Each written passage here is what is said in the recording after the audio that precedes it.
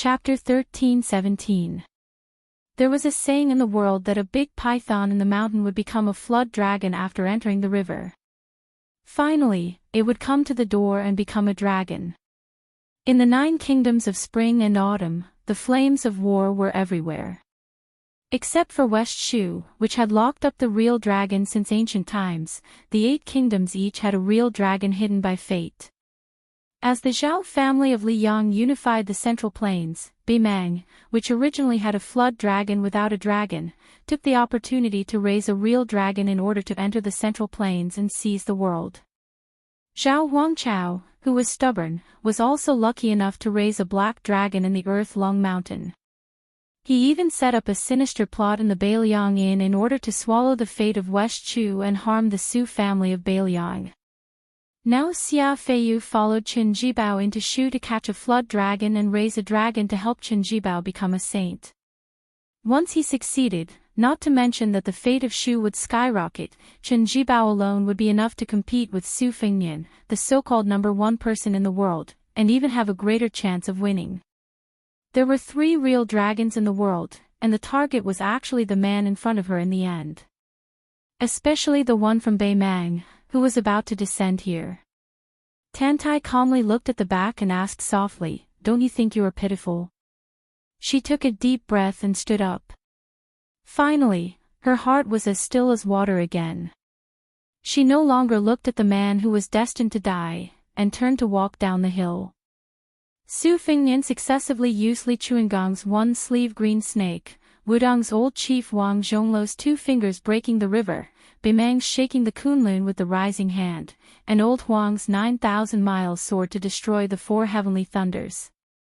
These 4 moves were all to counter soldiers with arms and water with an earth weir. Su Fengnian looked up at the 5th heavenly thunders that were constantly accumulating purple gas and white lightning, and remained silent. If the immortals touched the top of the head, it meant that the hair was tied and the hair was tied to immortality. Then was the heavenly thunders pressing the top of the head meant that life and death were in the hands of heaven?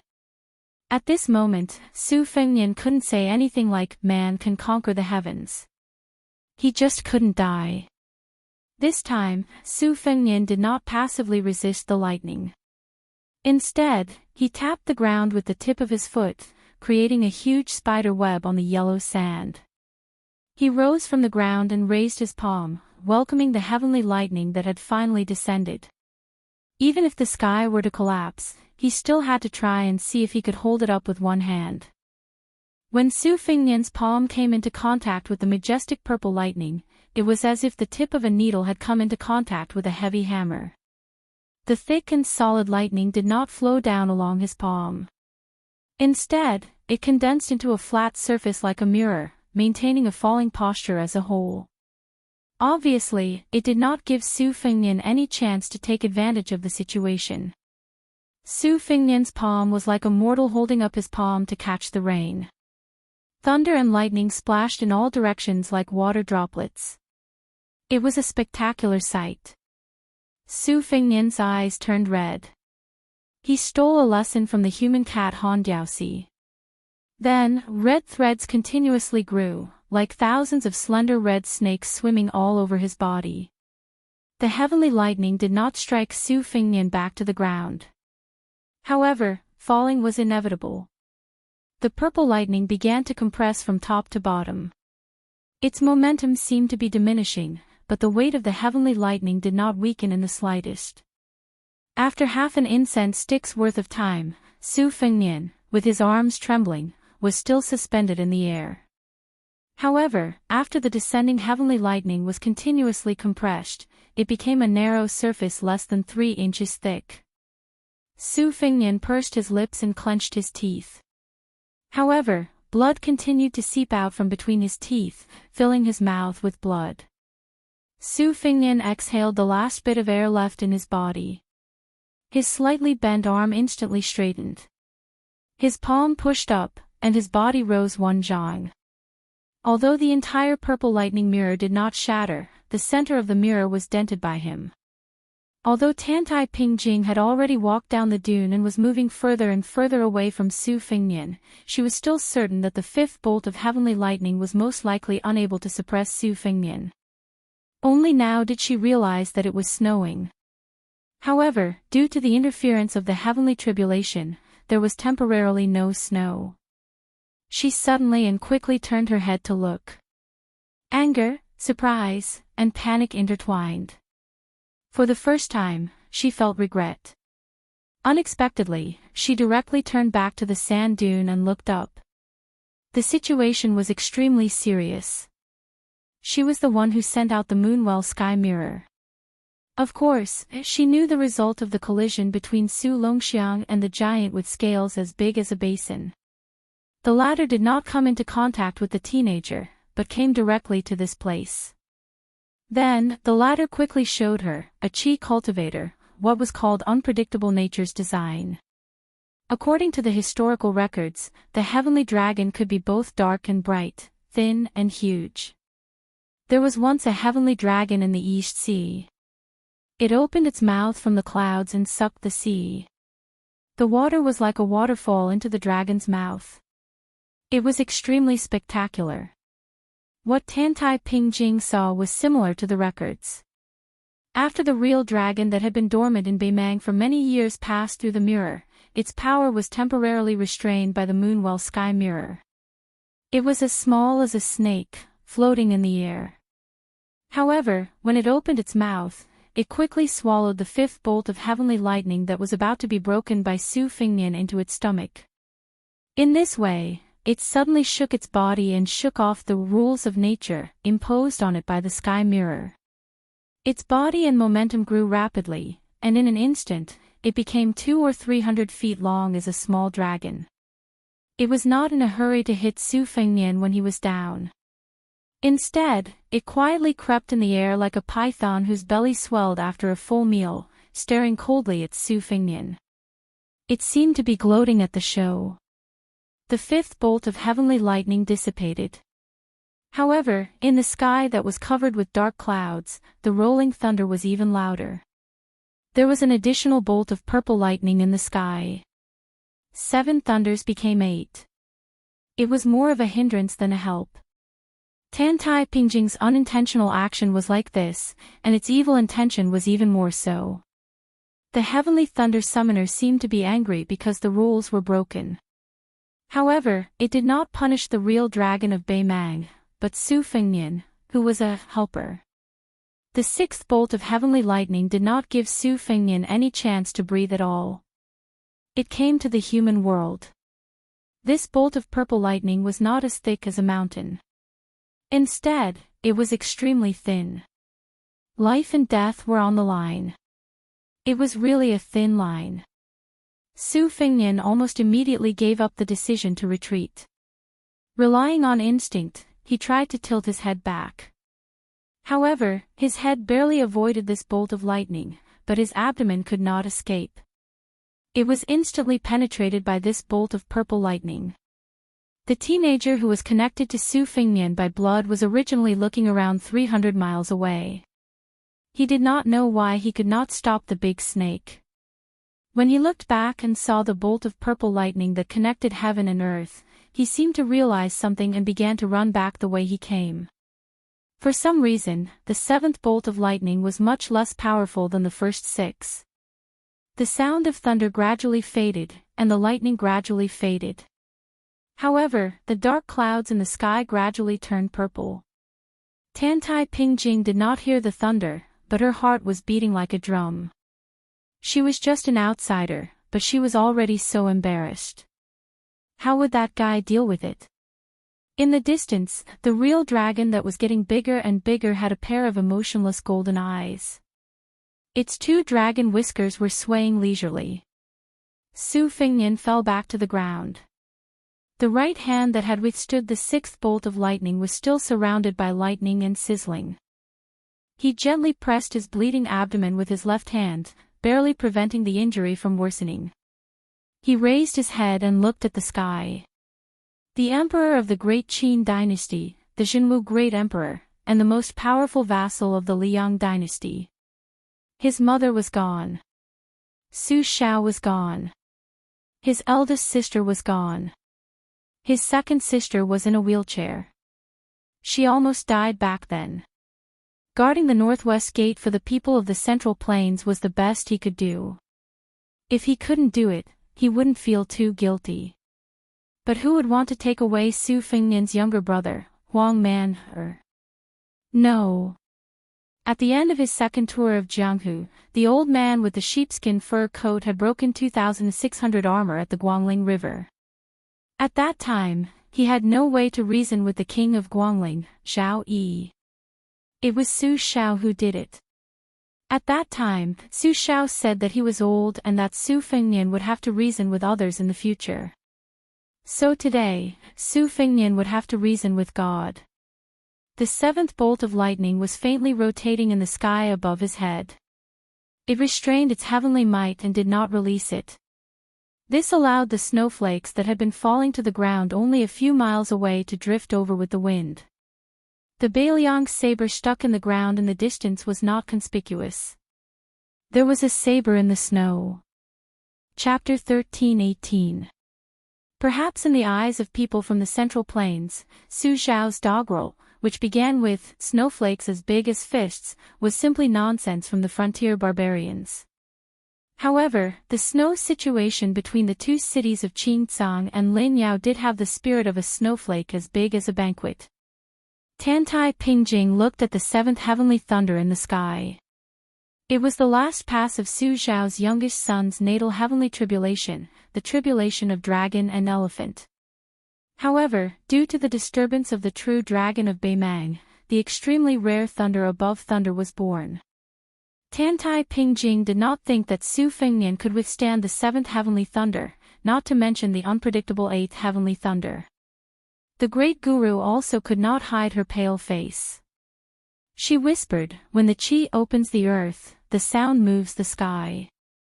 Master, you used to laugh at yourself for worrying too much. Now you're really going to collapse. The heavenly tribulation sounded very mysterious, but Tantai Pingjing knew its details well. It was much easier for the sages of the three sects to ascend. It was just like the officials in the imperial court. Once they obtained the noble status of the Hanlin Academy, they could easily rise to the center of the palace. There was a saying in the world that thunder, rain, and dew were all heavenly grace. For example, the father and son of Taoist master of Dragon Tiger Mountain ascended on cranes together, and the later master of nation of Beimang, Yuan Qingshan, ascended in the form of a rainbow. These were typical examples of more rain and dew than thunder. However, martial artists like Tuoba Bodhisattva Dong Tai were more like local officials. The route was much more complicated.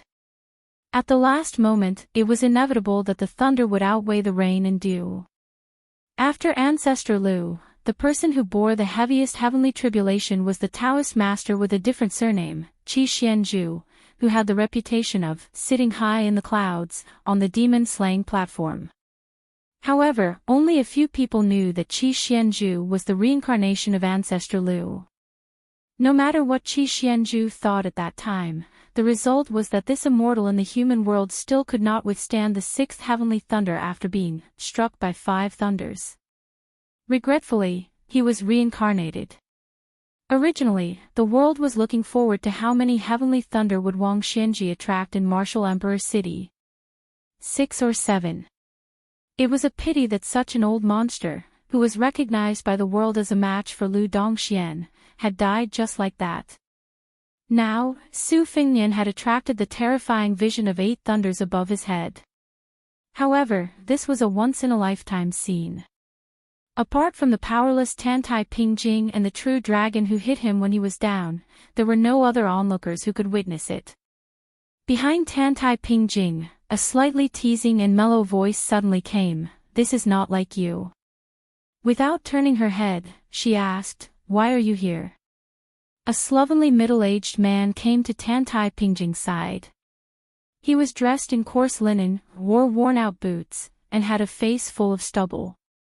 At first glance, it was obvious that he was a single man without a wife to help him tidy up. He was plain-looking and had no wine or sword. If he said that he was a paladin, he would be laughed at by Jianghu people. However, since he was able to talk to the world's top chi refinement grandmaster, he naturally wouldn't be a nobody. A few years earlier, he and his apprentice had some style when they traveled in Jianghu. For example, they rode a donkey and carried a peach tree. It was not to pretend to be a master, but because of interest. In fact, at his level, even if he walked with a donkey or carried a peach tree on his back, no one in Jianghu dared to be disrespectful to him. In the past 800 years, Jianghu had been unique in Jianghu. There were more than 30 masters who were close to earth immortals. There were 1 or 2 sword gods in each generation of Jianghu.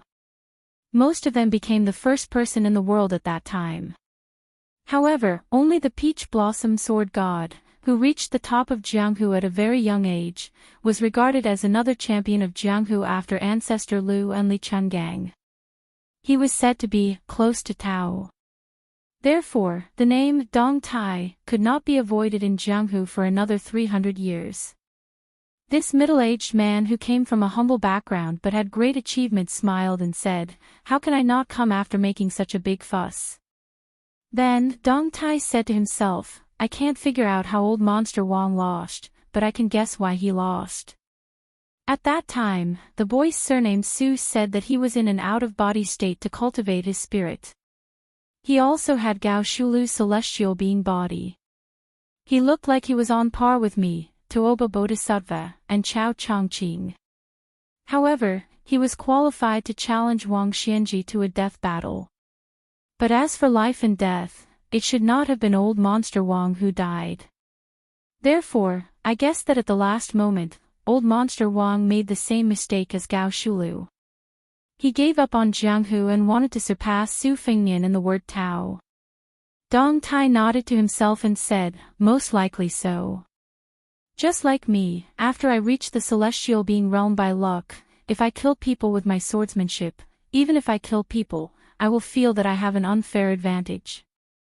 Tantai Pingjing said sarcastically, "Should every number 1 person in the world be conceited?"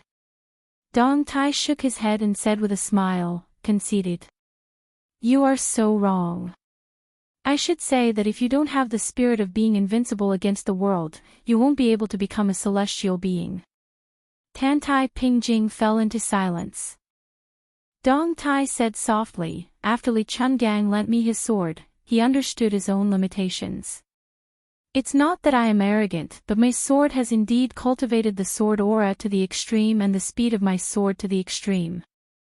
I, Dong Tai, have cultivated my swordsmanship to the point of almost reaching the Tao but still not reaching the Tao. However, my swordsmanship is small but not big enough. Therefore, I rode my sword out to sea for tens of thousands of miles. Senior Tantai, you have lived alone on an island in the sea for a long time, so you should have seen the sea often.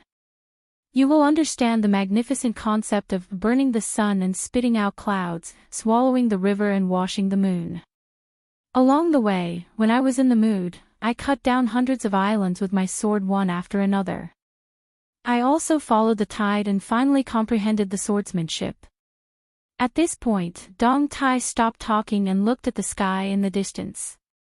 Tantai Pingjing sighed and said, "No matter how many bolts of lightning there is a rule.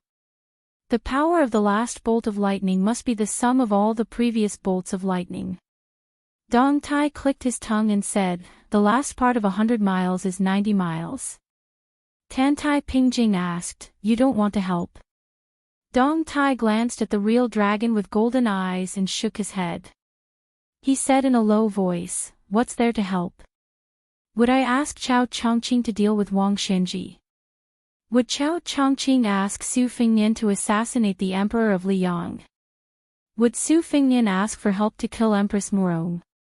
Dong Tai suddenly laughed and said helplessly, "If it's possible, this kid will most likely do it. Why does Wu Su have such a scoundrel as a son?" Tantai Pingjing said indifferently, "He's also Su Zhao's son." Dong Tai sighed and said, "Yes, but the 3 of them are all stubborn and one-track minded. Sure enough, they're like family. Tantai Pingjing smiled and said, if it's not like this, would Dong Tai teach Su Fingnian the flying sword?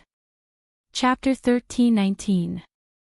In fact, Tantai Pingjing was very reluctant to talk to others. However, the seventh heavenly thunder was about to strike down, which made her very agitated. She had to use words to distract herself and calm herself down. Who will be your final opponent after you comprehend the sword? Dong Tai thought for a while and said, probably Qin Jibao after transcendence. This young man is too tolerant. Tantai Pingjing did not feel strange about this. Xia Guining, who went to Shu State to assist Qin Jibao, was very shrewd. He hid deeper than Xiuan Benshi, the emperor of Liang. After almost 20 years of planning, he chose Qin Jibao in order to make the shaky aristocratic families rise again. Because once Qin Jibao was determined to fight for the world, he would definitely need the help of those aristocratic families. In the future, when he unified the country, those forces behind Xia Guining would definitely follow him. In fact, Xia Guining's enemies were 3 people in succession. Su Shao, who destroyed the foundation of his family, Huang Longshi, who added fuel to the fire, and Zhang Julu, who opened the door for the poor. Now one was dead, and the other 2 were about to die. Xia Guining had a great chance of winning. Dong Tai said, coming. He and Tantai Pingjing almost fell back at the same time. The Beimang dragon also turned around and left, shaking its tail and swaying its whiskers. In the dark purple sky, it was as if a god had pried a mountain and thrown it into the sea. A circle of violent ripples that could be seen by the naked eye appeared in the sky, and then quickly spread out. The earth trembled in resonance with it, and the snow and yellow sand rolled together. A purple thunder light column slowly penetrated the rippling lake, like a stone pillar smashed into the water. Su Fingnian used qi to control the Beiliang saber. It was not the left-hand saber that once pierced through the Bronze Man Grandmaster's strongest hand, but the saber was held with both hands for the first time. He raised his head and looked at the 7th heavenly thunder. Su Fingnian, whose sleeves seemed to be full of wind and thunder, had a smile at the corner of his mouth. Withstanding the heavenly lightning was a skill. It was a pity that old Huang and the old man in the sheepskin fur coat were not here. Otherwise, one of them would be grinning from ear to ear, revealing his missing front teeth, and the other would probably be picking his ears, squinting his eyes, and pursing his lips. When he was young, he looked forward to the Jianghu. He always thought that if an expert walked the Jianghu without a bit of elegance, how would there be cheers and applause? He didn't expect that the 2 experts he respected the most didn't have the slightest bit of elegance. Tantai Pingjing, who had been retreating for several miles, had been staring at the magnificent battlefield. That was the literal battle between heaven and man. In her line of sight, she only saw a bolt of purple lightning and a flash of white light. The vast purple lightning was then split into 2 by the slender white light, transforming into 2 torrents of purple lightning that flowed onto the ground. The white light rose higher and higher. The purple lightning continued to surge downwards as if there was no end in sight. In Tantai Pingjing's eyes, there seemed to be a huge human character. If the layer of lake was added, it would be an incomplete character. The white light, which was as bright as a comet, was climbing slower and slower. It began to show signs of stagnation. Although it was only 100 feet away from the lake, it was really difficult to go any further. Tantai Pingjing's expression was sorrowful. Human strength is sometimes limited. I can only do my best and wait for God's will.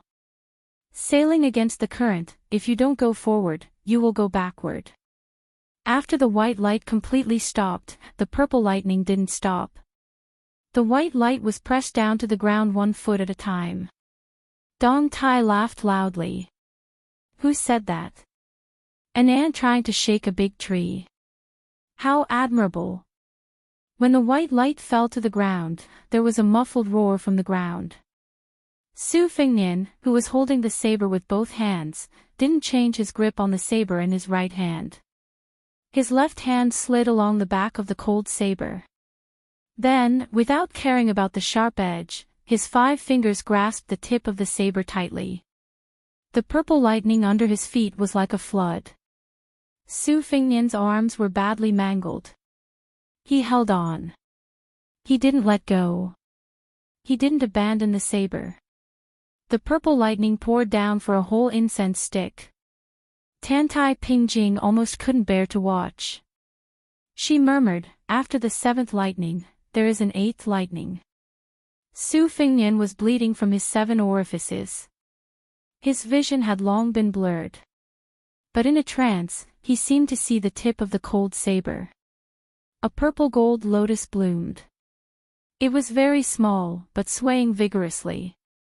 On the ground where the purple flood was flowing, 1, 2, 3, lotus flowers bloomed one after another. Like a lotus pond.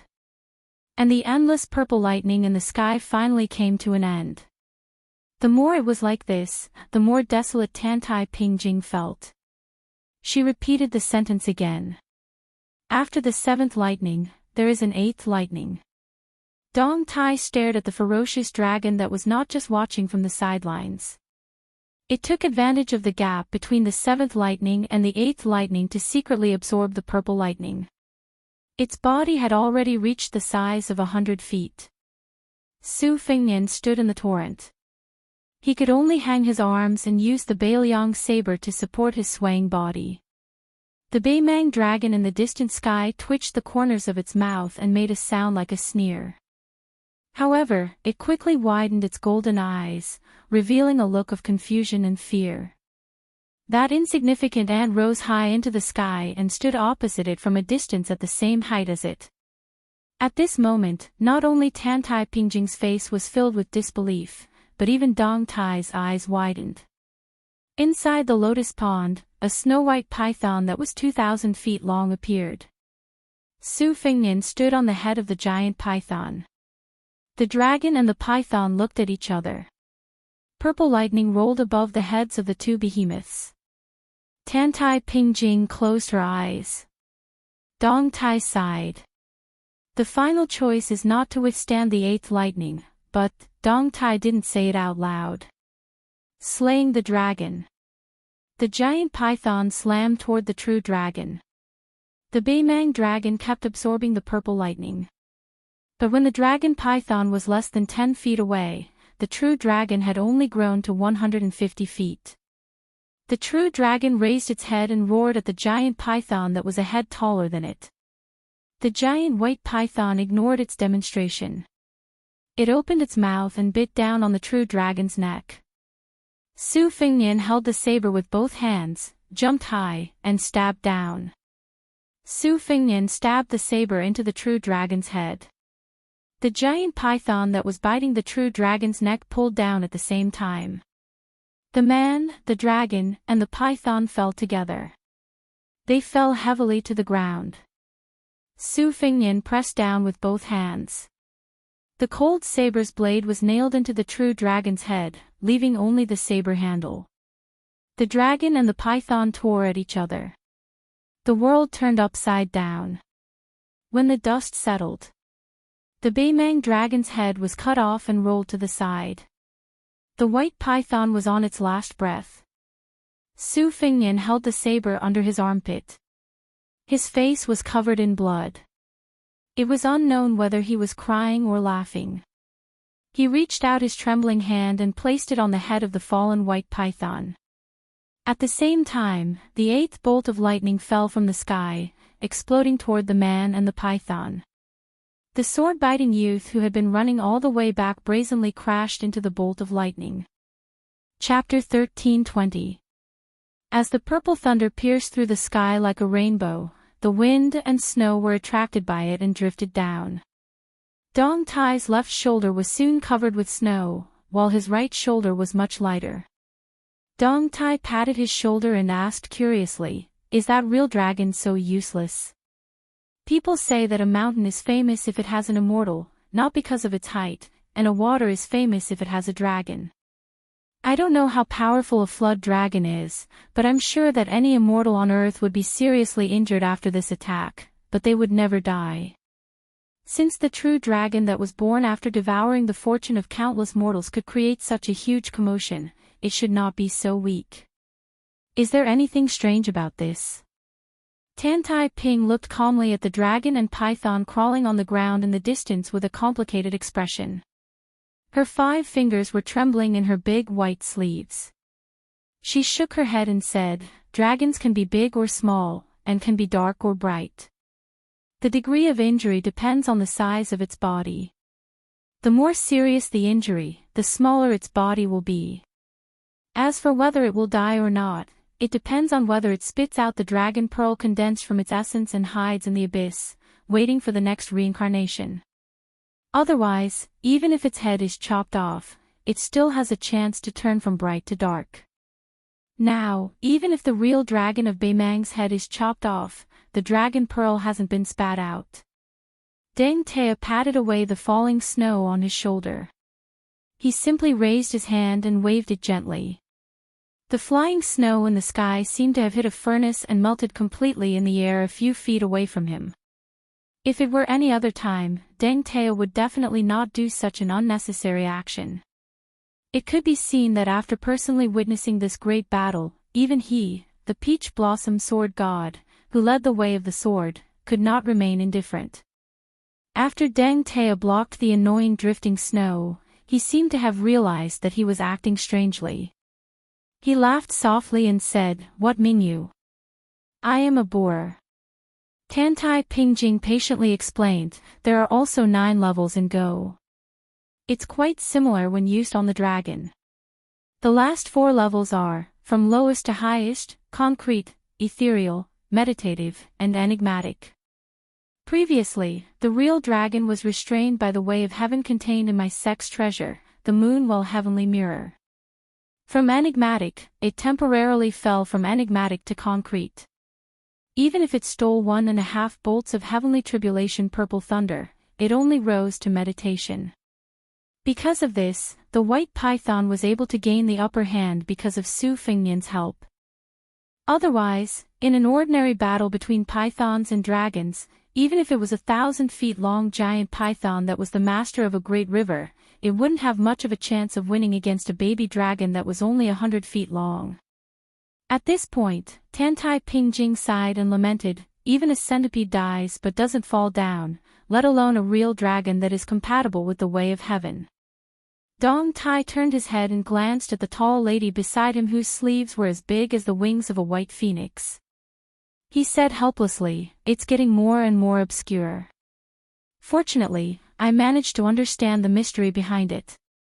"Sect Master Tantai, are you implying that the real dragon still has the strength to fight?" "The real dragon is cunning, but that lad is not bad either. He made use of the thunder pool to bloom the purple gold lotus. Now that both sides are injured and no one has external help to rely on, what else can they do other than staring at each other?" Tan Tai Pingjing did not say anything. Her 10 fingers stretched out from the edge of her sleeves and clenched her sleeves tightly in her palms. Dong Tai muttered to himself, "Everything depends on whether Su Longxiang can withstand the last bolt of heavenly tribulation. If he can't, with Su Fengnian, the real dragon of Beimang is destined to stand out and take the opportunity to hit him when he is down. Moreover, the Qi cultivators of Beimang are not to be trifled with. Other than sending out the real dragon, it's impossible that they don't have a backup plan." Tan Tai Pingjing asked, "Dong Tai, are you just going to stand by and do nothing?" "Stand by and do nothing? That's quite appropriate." Dong Tai looked directly at the Qi cultivator grandmaster who led the entire Guanyin sect to the northwest border. He laughed and asked in return, "I don't care what the heavenly tribulation wants, what the Su family brothers want, and even what the real dragon and the Qi cultivators of Beimang want. Both sides will compete in their skills and leave it to fate. However, if someone wants to take advantage of the situation, they have to ask whether I, Dong Tai, agree or not." Tan Tai Pingjing's expression was as usual as she asked, "What do you mean?" Dong Tai turned his head and looked at the battlefield in the distance. Both the dragon and the python suffered heavy losses. Taking the unique talisman weapons for themselves is a huge amount of merit. On the battlefield, such a military merit should not be inferior to the merit of a general who destroyed a country, right? Sect Master Tantai, if it were you Chi cultivators, would it be possible for you to ask the heavens for a favor? Tantai Pingjing's expression changed slightly. Dong Tai ignored the subtle change in Tantai Pingjing's expression. He crossed his arms and looked at the high clouds in the sky. He sneered and said, "In the past, Dong Tai only pursued the path of swordsmanship and looked far and wide. However, from now on, I'm really tired of these condescending scheming.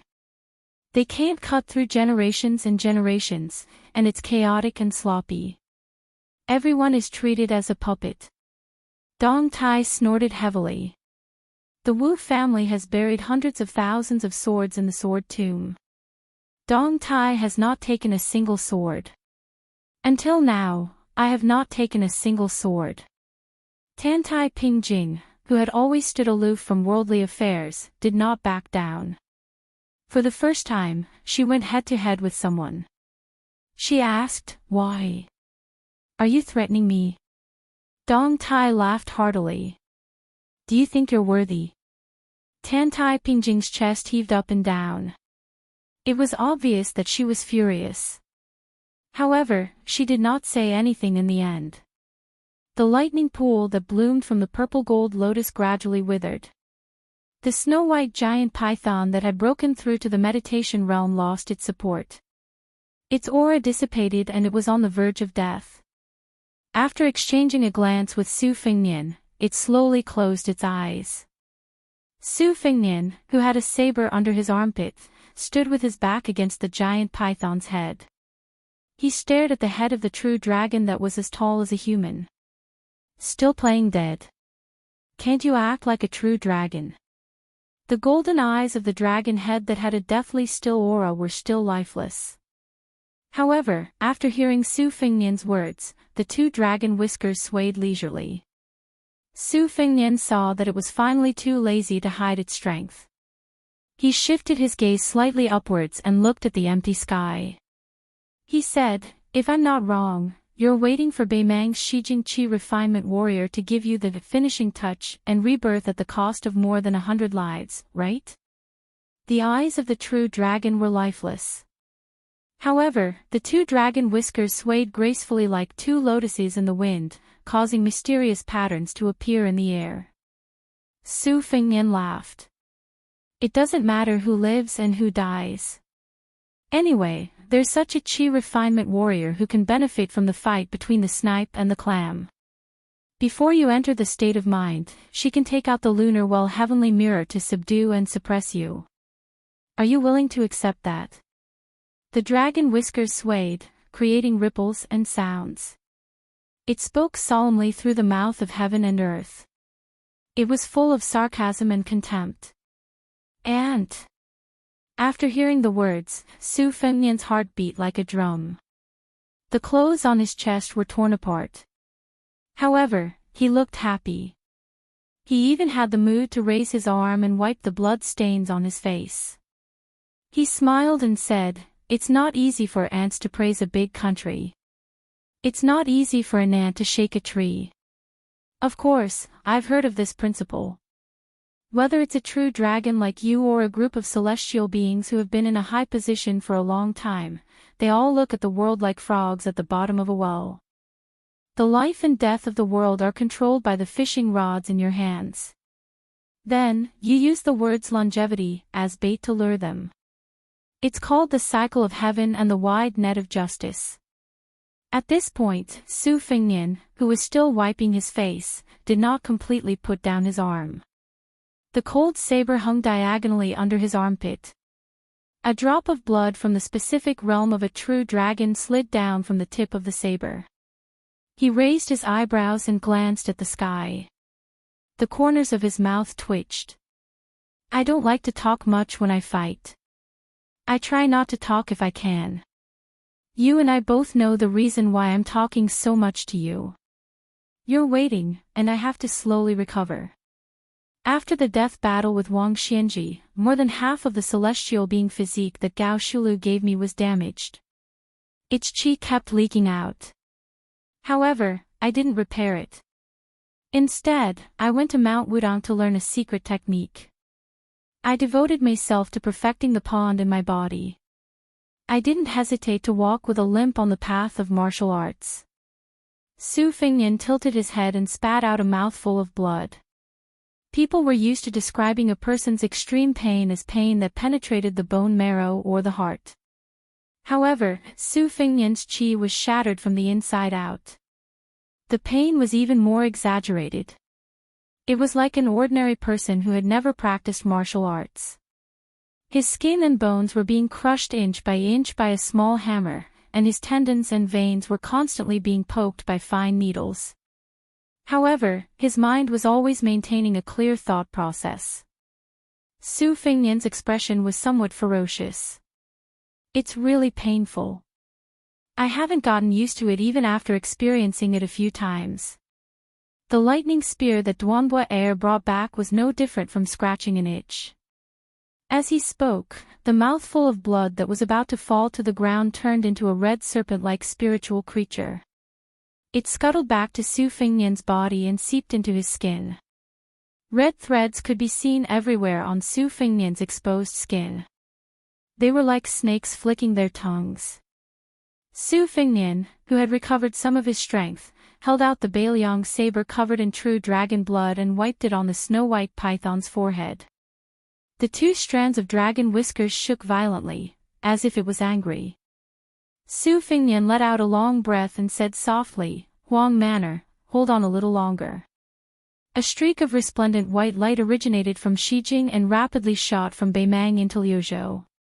Upon closer inspection, it was actually 2 streams of light twisting together, like 2 dragons chasing a pearl. Su Fengnian did his best to straighten his back, revealing a rare serious expression. He held the saber in his left hand and opened his right hand.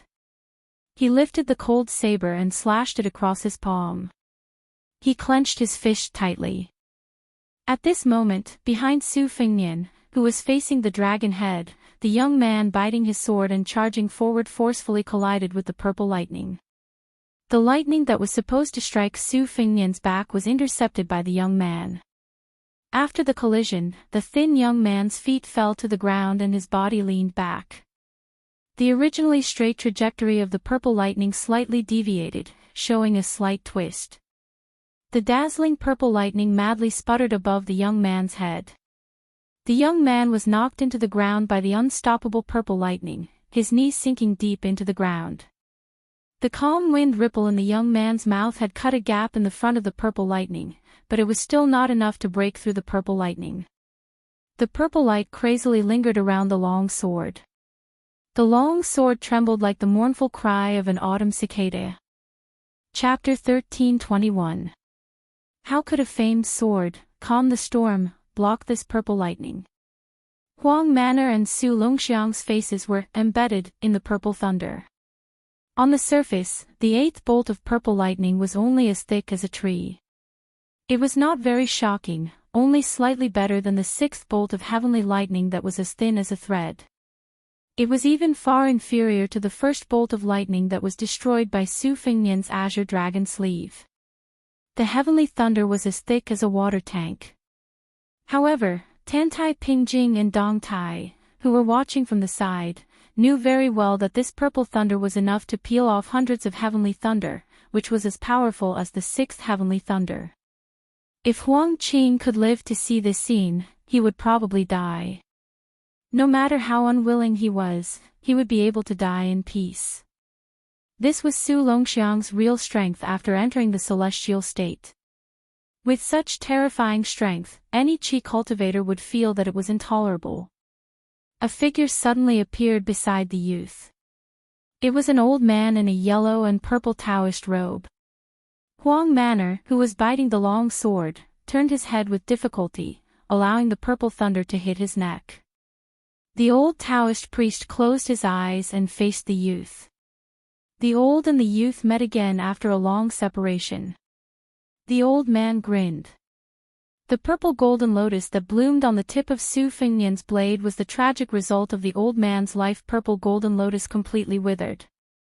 The old Taoist priest's figure disappeared at a speed visible to the naked eye. The youth's face was shrouded in purple light. His lips moved slightly, but no sound came out. It was impossible to see whether the youth was crying. The old Taoist priest, whose lower body had disappeared, turned his head and glanced at Su Fengnian. Su, don't die. It doesn't matter if you bring wine to the grave in the future. Just burn a few more copies of the Plain Girl Heart Sutra. Disciple, I just reincarnated first. In the next life, we'll be master and disciple. Also, there are so many hawthorns on the mountain this year. It's a pity that you're not here. Without your help, I can't finish all the hawthorns I picked. The old man turned his head to look at the young man. It was as if he had returned to the dilapidated Taoist temple at the foot of Mount Longhu. As usual, he rambled on and on. Finally, the old man pointed his finger at the sky and said angrily, Huang Manor, F***ck that heavenly tribulation. A heavenly master of a generation had passed away just like that. The youth, who had turned his neck to look at the old man, was struck by the heavenly thunder and lowered his head more and more. He tried to raise his drooping arm, wanting to reach out and grab his master to prevent the old man from leaving. But to no avail. The young man took a step forward. Suddenly, his abdomen vibrated like a drum, resonating with the earth and creating circles of ripples. When things are unjust, they cry out. Apart from the circle around the brothers and the dragon python, the ground within a radius of 5 kilometers instantly collapsed. However, at the turning point where Su Longxiang became braver with every setback, the true dragon, who was on the verge of death but didn't die in the specific realm, obtained a powerful new life, like rain after a long drought. After the two intertwined white lights approached the true dragon's head, they suddenly parted ways and then instantly crashed into the true dragon's lifeless eyes. The finishing touch. The true dragon opened its eyes. The true dragon's body, whose head had been separated from its body, propped its 4 dragon claws into the ground. The head that had been cut off by the cold blade swept back to the body, seamlessly and as before. The true dragon flew into the sky and disappeared without a trace. In the next moment, the true dragon's head poked out of the clouds and looked down at the world. Its tail was faintly discernible in the clouds 800 feet away. Tantai Pingjing said in a daze, "It shouldn't be like this, it shouldn't be like this." 1,000 feet, heavenly dragon. Su Fengnian turned a blind eye to this and muttered to himself, "I originally wanted to let you show up when I went to the ancient city of Luoyang." A drop of blood slowly fell from the gap of his fist.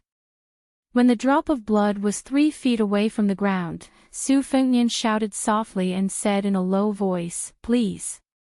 Dong! Like a drop of water hitting the quiet surface of the water, the sound was particularly obvious. The heavenly dragon, which was thousands of feet long, spat out a ball of heavenly thunder and rushed to the ground. A burly man appeared in front of Su Fengnian where the blood was dripping. His whole body was overflowing with golden light. Perhaps in the thousands of years of the Central Plains, there were hundreds of emperors and monarchs in the history books, but none of them could be mentioned in the same breath as him. He put one hand behind his back and stretched out the other hand, casually holding up the heavenly thunder. The burly man, who had his back to Su Fengnian, said calmly, "Pass a message to her. Just say, I'm guilty." Su Fengnian didn't say anything. He turned to face the south and squeezed out a second drop of blood. "Please again." A man who looked like a scholar appeared in front of Su Fengnian with a smile. He nodded and smiled at Su Fengnian. "Don't ask me where I'm from. Think about where I'm going and who I'm going to see. I'm the one who said this to Lu Dongshuan's 6th life. It's also for myself. Won't you regret it after today?" Su Fengnian pointed at his heart. The man smiled knowingly. His hair was white, but it didn't affect his incomparable elegance. He looked at a tall woman in the distance who was covering her mouth and sobbing. He said softly, "Silly big girl." Then, he raised his palm with one hand. A bright moon slowly rose from his palm. The pale-faced Su Fingnian turned to the north and said in a low voice, "Please." A beam of light suddenly descended from a height of tens of thousands of miles. It was a Jinwu Dharmakaya. However, it was different from the majestic scene on the Spring God Lake. This time, the appearance of the Jinwu Dharmakaya was full of an oppressive aura that went against the way of heaven. Above the 9 heavens, countless golden threads like fishing lines drew arcs and fell. They bounced up from the ground and wrapped around the limbs of the Jinwu Dharmakaya.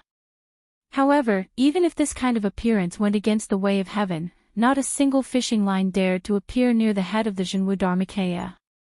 However, the extraordinary flower-scattering fairies around the Dharmakaya were torn apart by the fishing lines that intertwined into a net.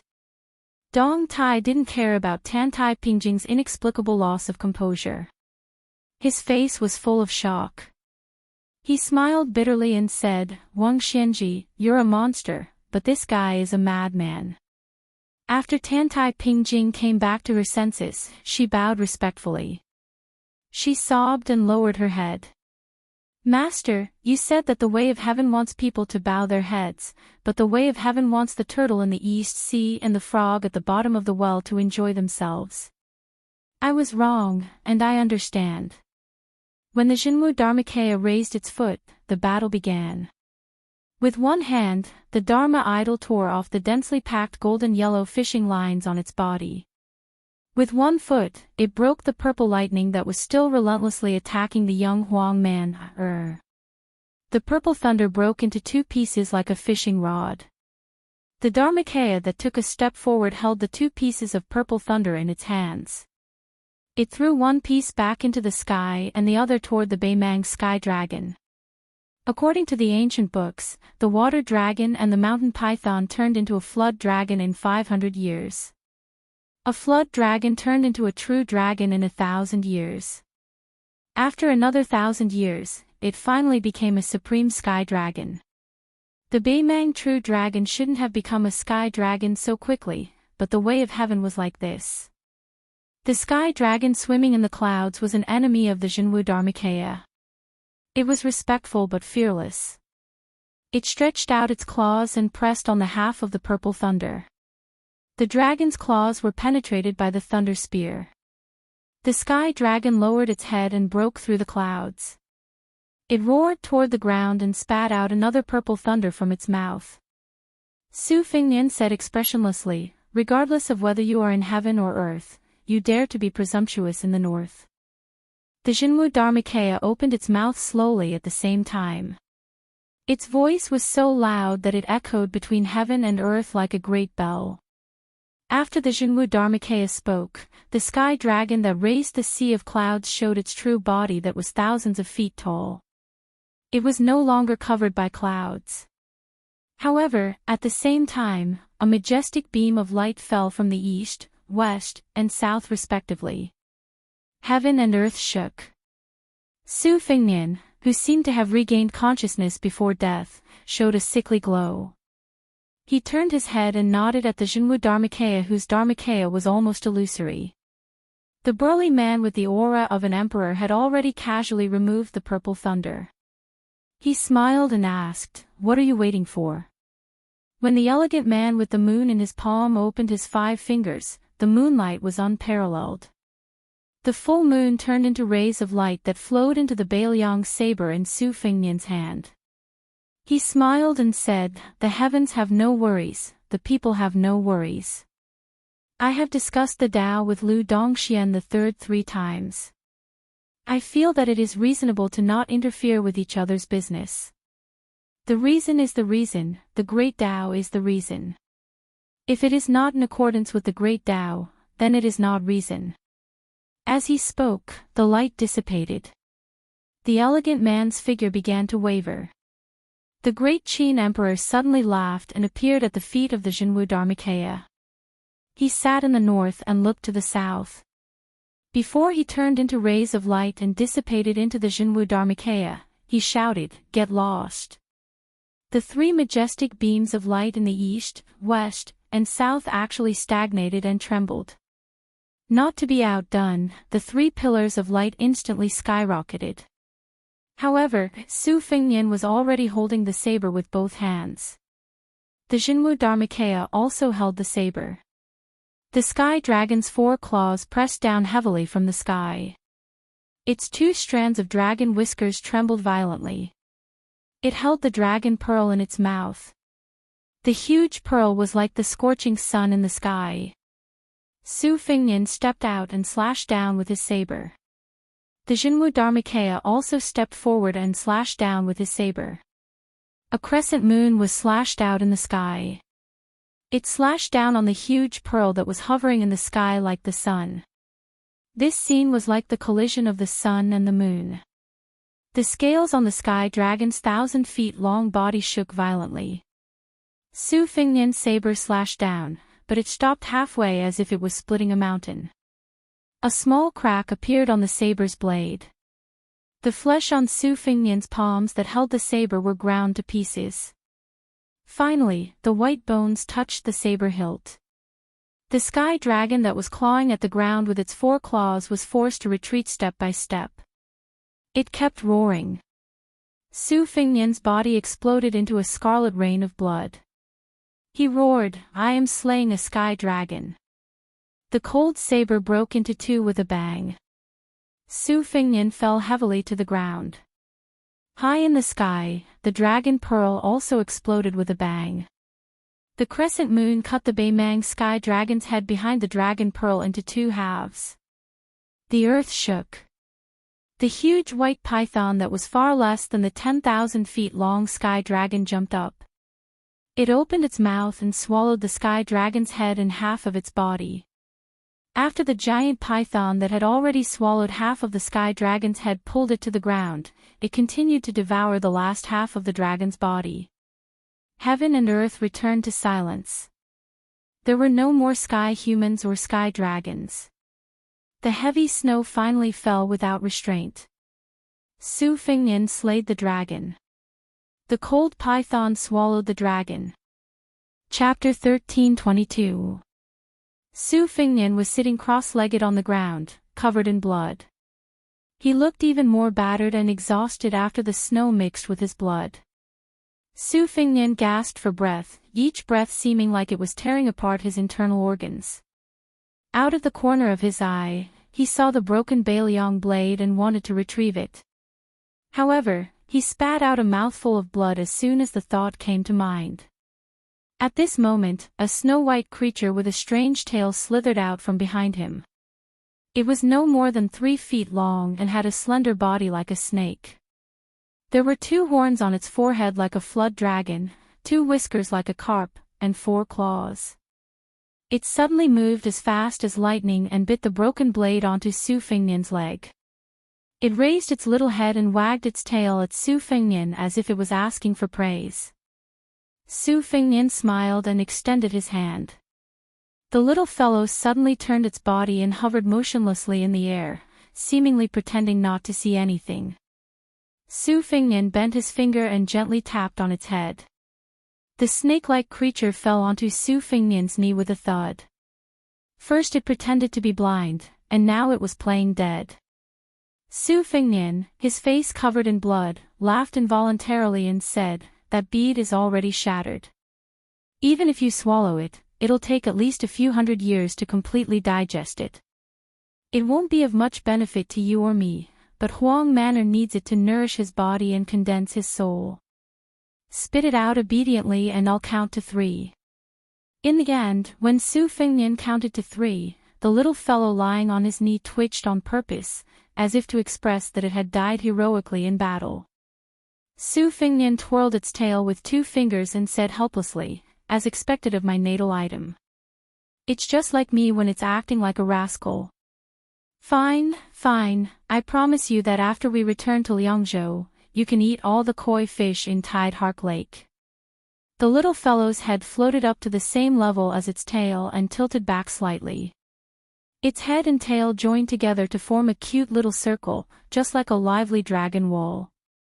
It hesitated for a moment, then reluctantly opened its mouth and spat out a bead with visible cracks. It was as small as a grain of rice, but it radiated the brilliance of the sun and moon. After spitting out the pearl, the little thing was somewhat dispirited and listless. In a flash, it disappeared into thin air. Su Fingnian held the two sections of the cold blade in one hand and pinched the bead with 2 fingers in the other. He stood up with difficulty and turned to walk towards Su Longxiang. The young man stood there in a daze. The body of the famed sword storm calming in his mouth and his hanging arms had dazzling lightning swirling around them. Even Su Fingnian was shocked by his imposing manner. However, this kind of power was like a dynasty that seemed to be at its peak but was actually surrounded by danger and would collapse at the slightest touch. Su Fingnian didn't approach Su Longxiang, whose qi was extremely chaotic. He loosened his fingers and opened his palm. The broken dragon bead began to spin in his palm. Su Fingnian pushed forward and the bead slid out of his palm.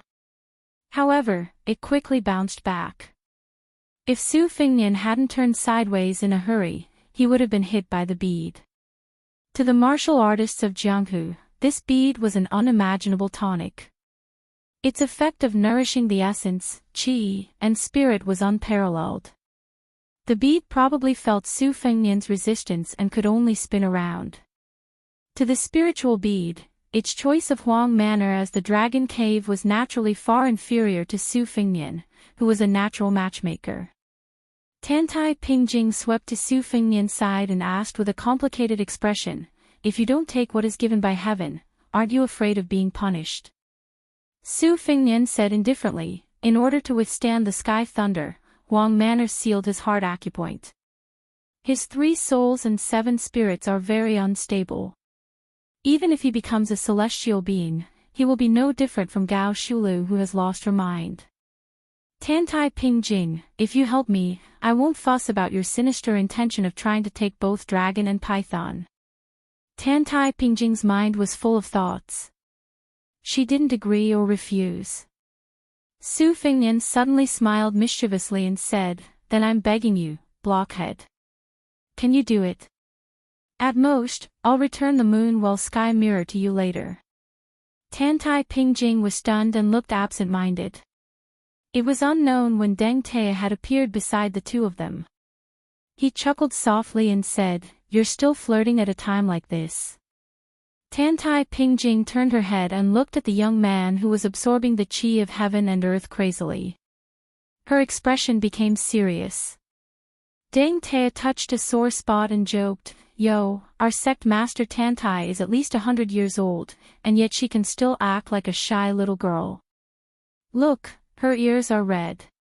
Tantai Pingjing ignored the peach blossom sword god's ridicule and sighed softly, "Even if I help, I'm afraid it's too late.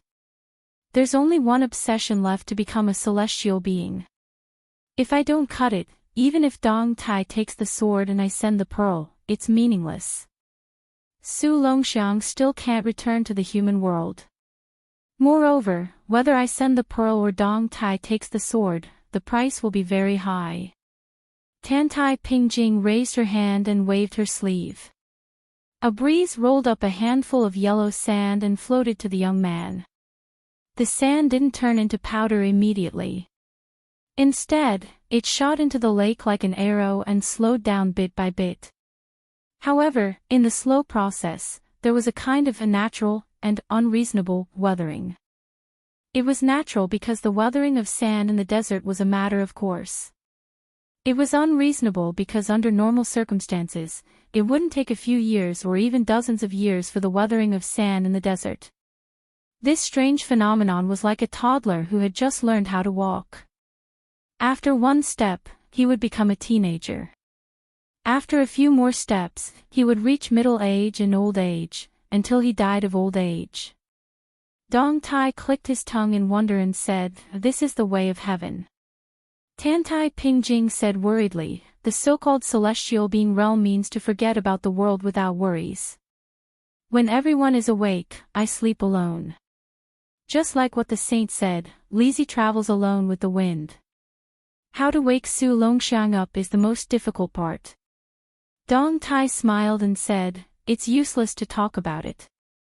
I have a sword." As he spoke, Dong Tai put two of his fingers together, raised them up, and then gently chopped down.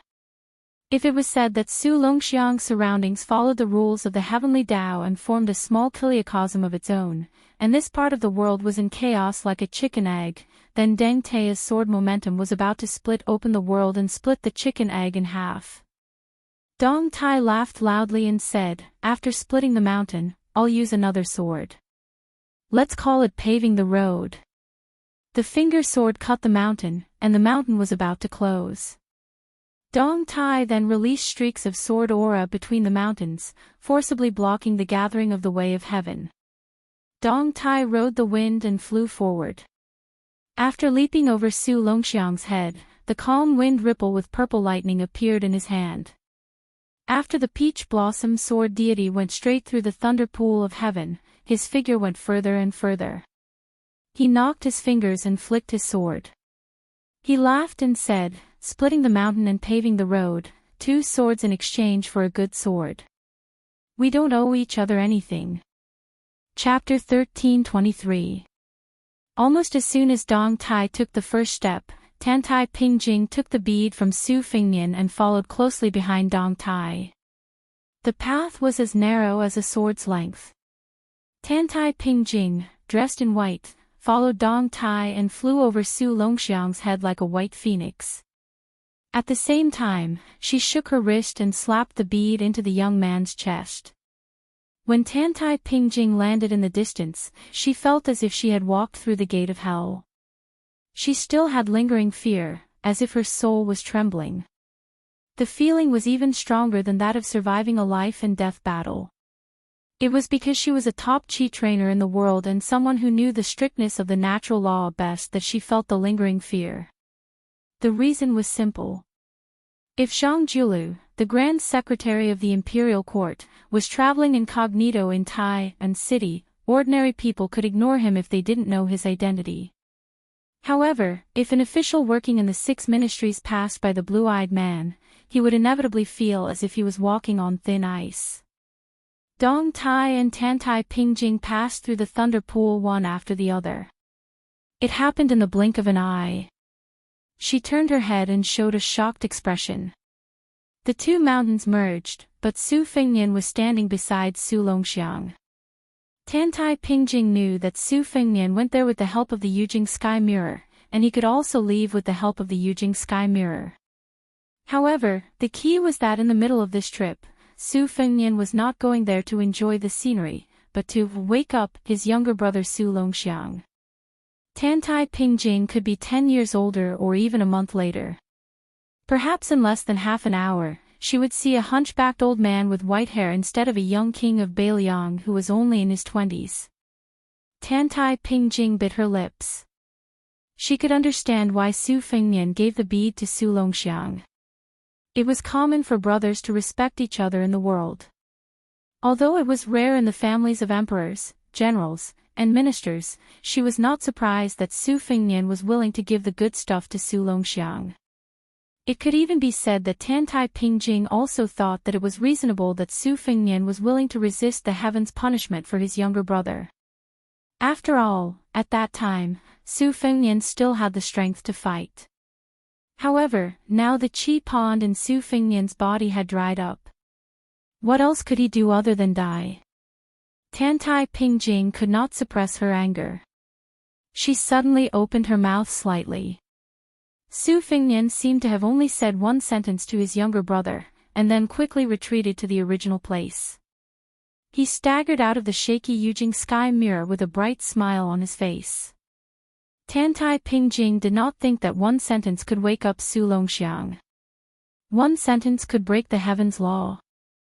However, the scene that followed made her believe that rules and reason really didn't work on this pair of brothers. The youth opened his eyes, turned and ran to Su Fengnian. He lowered his head and crouched down, gently carrying the exhausted Su Fengnian.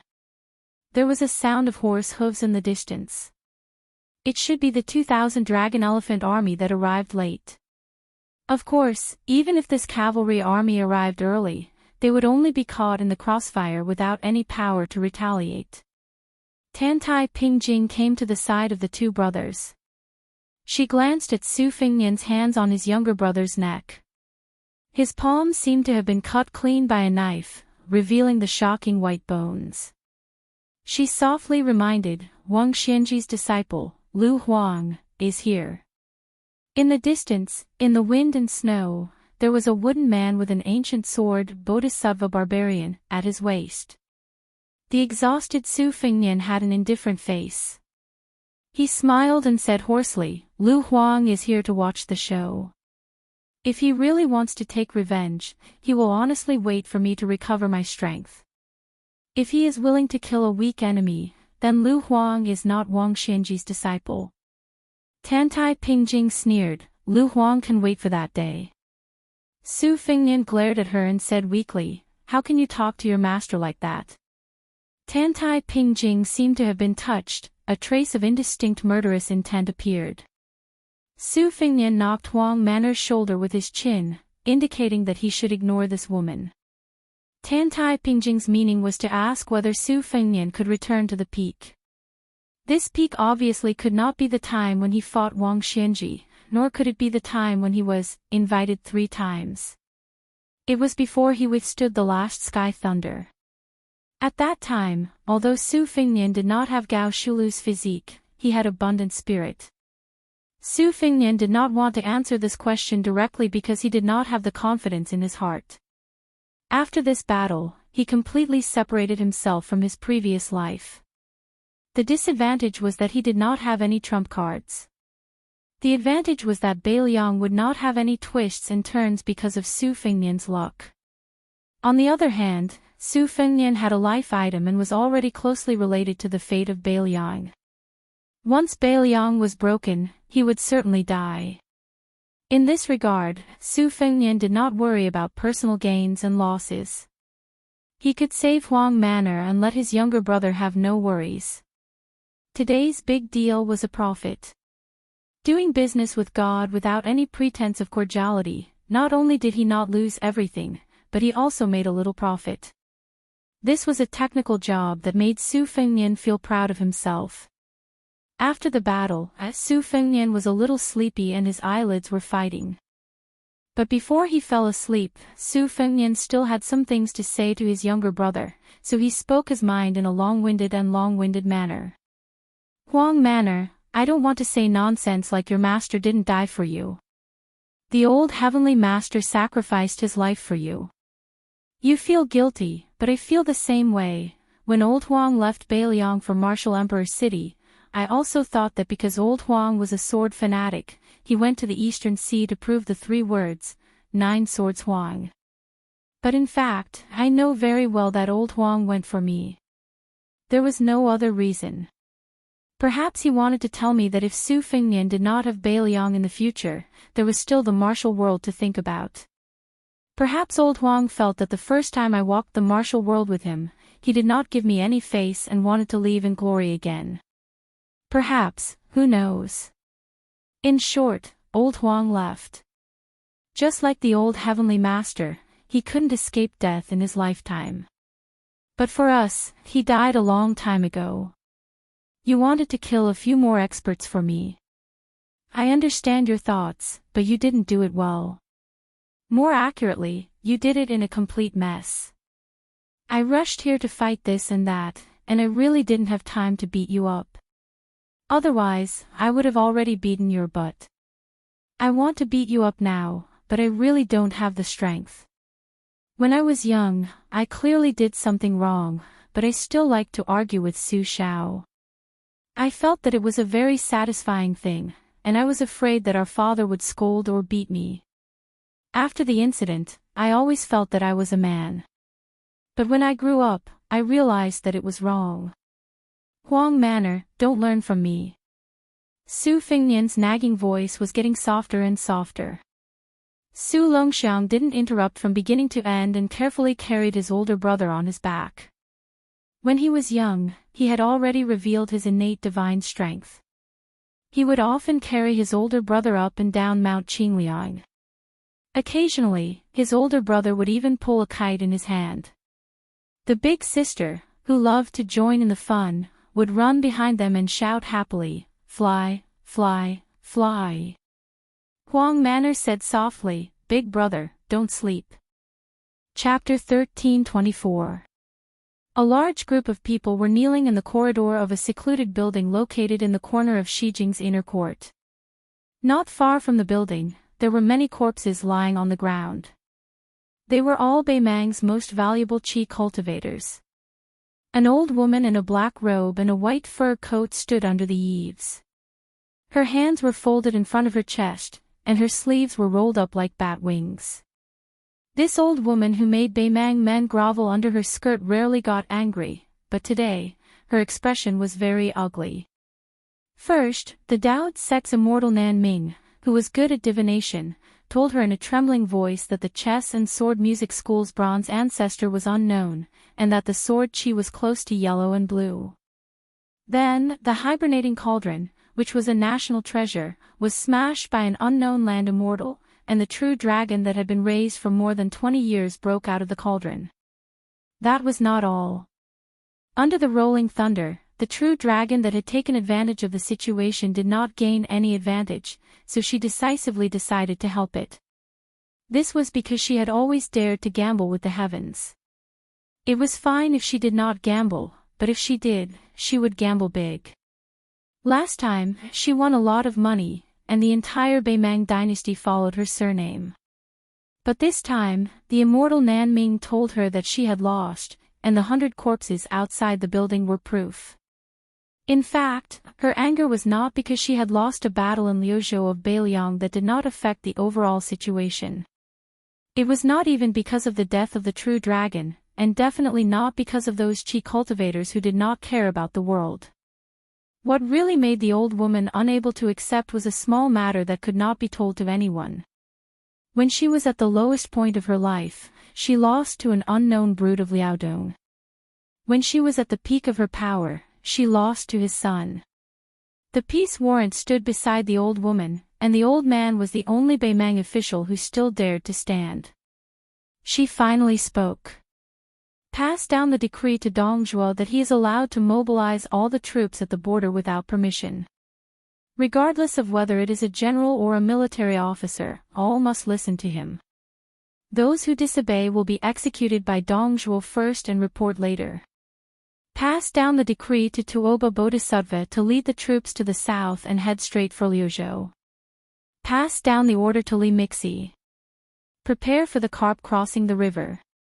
Pass down the decree to Huang Songpu, order him to rise and lead the troops to Shijing. Imperial edicts came out of her mouth one after another.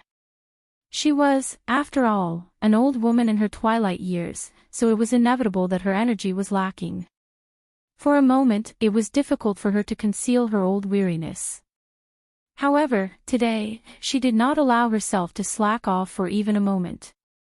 She pulled out her hand from her wide sleeves and abruptly tore off the old fox fur coat on her body, throwing it into the snow outside the steps.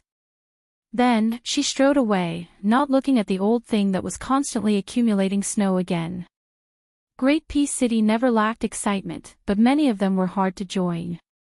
Once they encountered something they could join, no one was willing to fall behind. Right now, there was a rumor that the new Right Chancellor of the Imperial College, who would replace Jin Sanlang, was going to teach martial arts. Whether it was an armchair strategist or he really had a belly full of strategies, the truth would be known after a walk.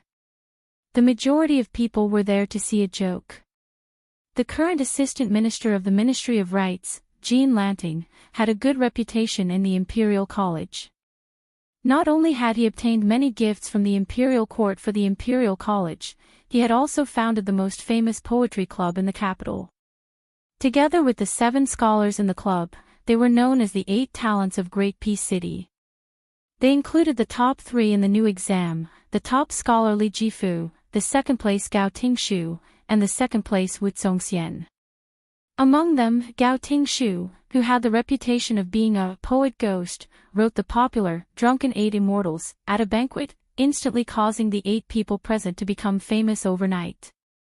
The 8 talents of Great Peace City came from different backgrounds, like the difference between heaven and earth, but they often sang poems and showed the elegance of scholars. Those with discerning eyes could see that although the head of the 8 talents, Jean Sanlang, was not very popular among the central cabinet officials, the imposing manner that he had slowly gathered could not be underestimated. A provincial pawn called Sun Yin had made an exception to fill the empty position of the Right Chancellor, which was especially abrupt and rude. What was even stranger was that this person did not have any solid backing.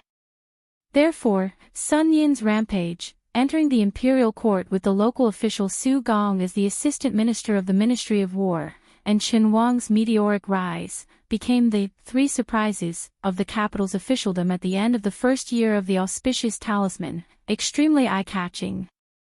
Furthermore, Su Gong, who had the status of Lady Su, had previously had the foundation of being a dragon general.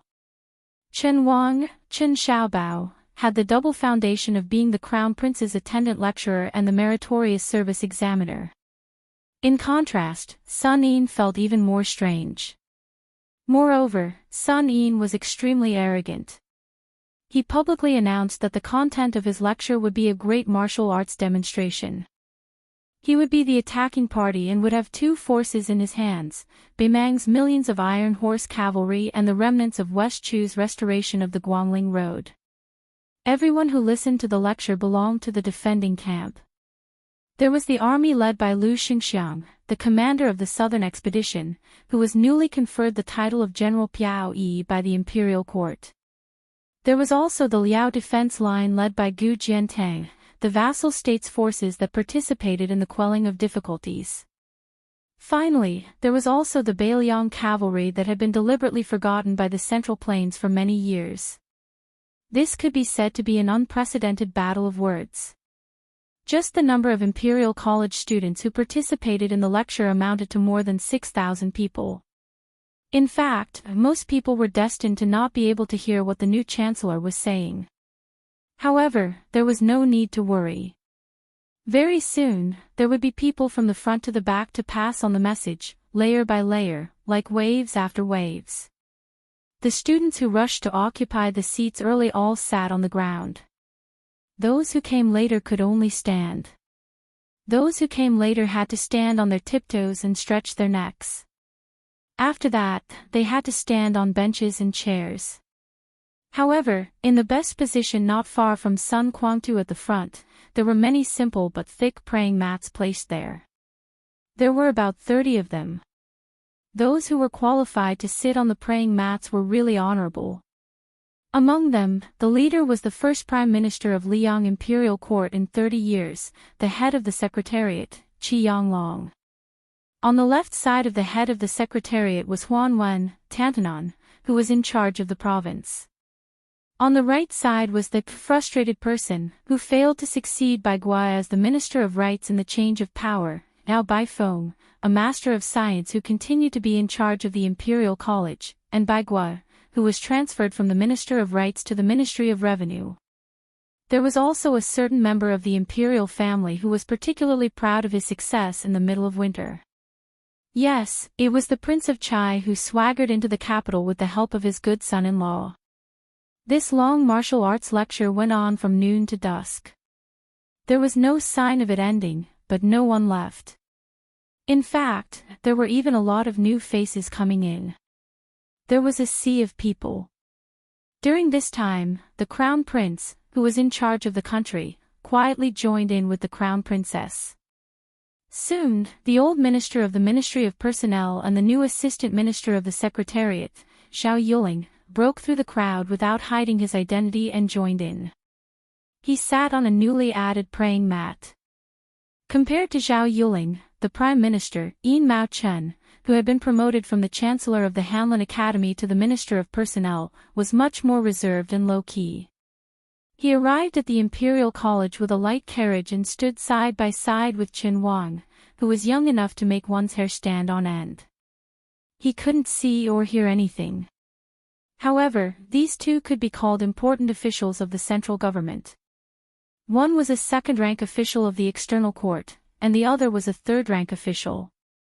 They stood there for a full 4 hours. Because they stood at the very back and didn't have any retinue to protect them. They also didn't wear purple official robes. On their left and right were ordinary students of the Imperial College who studied hard. No one knew that there were 2 important officials of the court standing right in front of them. They only thought of them as ordinary Confucians of Great Peace City. The Imperial College continued to be noisy and lively. It became the hot topic of discussion in the capital. The restaurants and tea houses outside the Imperial College were even more crowded, waiting for the results of the debate to be revealed. There were constantly scholars running onto the street to report the real-time situation. Chapter 1325. However, in the almost empty Hanlin Academy, 2 travel-worn old faces appeared. One was Mr. Yuan, who had been depressed for many years, and the other made the official on duty almost roll his eyes. When the 2 teachers of the Song family dominated the literary world, the official was praised by everyone, both in front of and behind him, for being a young phoenix of the Song family. Now, not only were the 2 teachers dead, there was no glory to speak of. Who did not know that the Song family, which had been endlessly glorious, certainly had no chance to make a comeback? A featherless young phoenix was worse than a chicken. Who would be willing to treat Song Kelly, who was demoted to a poor county magistrate, as a scallion? If such a cold stove could still make a comeback, I would eat all the ashes of the stove. This 7th-grade Qinglu official did not put on too much airs. After all, Yuan Piao, Yuan Huangmen, who had gone out to visit his relatives, still had a position in the Hanlin Academy. They would see each other frequently. There was no need for him to lose the merit that he had accumulated over many years for Song Kelly. Yuan Pu, or Yuan Benshi, the master of the Emperor of Liang, sat down in his room. His half-inch-long tongue was naturally unclear. Don't you want to go to the Imperial College? That's the place where your Song family rose. Song Kelly, who had traveled with Mr. Yuan, shook his head and said calmly, "It's useless to revisit the old place." Yuan Benshi was silent for a moment and said slowly, "Chen Wang, Sun Yin, will be your political enemy from now on. They won't lose to you in terms of achievements and knowledge. But they took the initiative to come out in the open. This is your biggest disadvantage, but also your only advantage." Song Kelly nodded. In the dusk, in the yamen of the Zhao family, which was not far from the Hanlin Academy, a tall old man with purple beard and blue eyes walked to the Imperial Street alone. He stood in the middle of the most magnificent and wide street in the world, with his back to the gate of the Imperial City, and looked at the sky in the south. The old man remembered a chance encounter when he was young. At that time, that man was also very young, and at least he wasn't crippled. At that time, he was deliberately forced to stay in the Hanlin Academy by his master, and his best friend was already in charge of the Ministry of War. The other Jinshi of the same year also had a bright future. It was a time when the literati were overwhelmed by the military. 10 years ago, literati were like performers who could only answer to the generals in the imperial court. If it was a few decades ago, the dynasty was full of warring towns and people were divided into territories. Literati couldn't even answer to the generals. If they didn't flatter the right people, or if they flattered well but were misunderstood by the generals, they might be beheaded. In such a dynasty, not to mention the orthodox Great Chu of the Central Plains, even Dongyue, who was willing to be slaves to the Great Chu, was qualified to laugh at the northern neighbor as a group of uncivilized barbarians, not to mention the orthodox Great Chu of the Central Plains. Because of his purple beard and blue eyes, even the barbarians of Liang in the eyes of the Central Plains people had to mock and ridicule him. It was a gloomy day in late autumn when a certain scholar's life was finally getting better. He went to the Ministry of War to ask his friend to open the back door and borrow a map of the 2 vast territories. When he got the map as he wished, it was raining heavily. He didn't dare to let the rain wet the map, so he had to take shelter under the eaves of the yamen. But the heavy rain didn't stop, so he could only wait patiently. Then he saw a young man arrive with an umbrella and a small wooden chest in his hand. He didn't like this person because he had a strong warrior's aura. Judging from his attire, he was probably a military officer with a surplus rank who the imperial court turned a blind eye to. The Ministry of War's Yamen courtyard was deep and had several entrances. He guessed that this person would be stopped at the first courtyard. As expected, the guy was stopped at the first courtyard, so he didn't pay much attention to him. But when he was waiting for the rain, he occasionally turned his head and glanced at him. He saw the ordinary-looking young warrior standing alone in the heavy rain, his umbrella by his feet. There was also the open chest, shining with white light, which should be silver. But this little bit of silver was nothing in the eyes of the old master of the Ministry of War, whose appetite could swallow the sky. It was just a matter of drinking with 3 or 4 colleagues. He vaguely heard the words of the young man who was refused entry, which were repeated over and over again. I, Su Shao, promise you with my head. Just give me 1,000 soldiers a month. Just 1 month, the next time I visit you, I will have someone bring 10 chests of gold. The rain continued to fall. He heard the young man in the courtyard speak loudly and compromise constantly. From 1,000 soldiers, it was reduced to 800, then to 500. And the chest also increased from 10 chests to 20 chests, then to 30 chests. When the rain finally lessened, perhaps because the old men of the Ministry of War who were leisurely drinking tea and chatting felt that it was about time to go home, there were groups of 2 or 3 important people who walked out of the courtyard one after another. They chatted and laughed, not looking sideways as they brushed past the young man. Later, a manager finally took a look, but not at the young man who was asking for soldiers and horses. Instead, he looked at the silver soaked in rainwater in the chest. He let out a snort of laughter and seemed to say something sarcastic, but at the time, he was hiding from the crowd at the door and did not hear it clearly. He thought that since the rain hadn't completely stopped, he might as well wait for his friends in the courtyard to finish their business. Perhaps it was true that there was always a way out. He saw an old man wearing a tiger and leopard patch walking out of the courtyard with his hands behind his back. Beside him was an official from the Ministry of War who was eagerly holding an umbrella. The umbrella was tilted towards the old man. When the old man passed by the young man, he stopped and kicked the chest with his foot. Because the rain was much lighter, he could clearly hear the conversation between the two of them. Where are you from? This general is Su Shao, from Jinzhou of Liaodong. You lost the battle. Yes. But this general has 700 brothers and defeated 2 of Hong Qingqiu's main battalions, one of which was cavalry. What main force? What cavalry? It's all nonsense. A loss is a loss.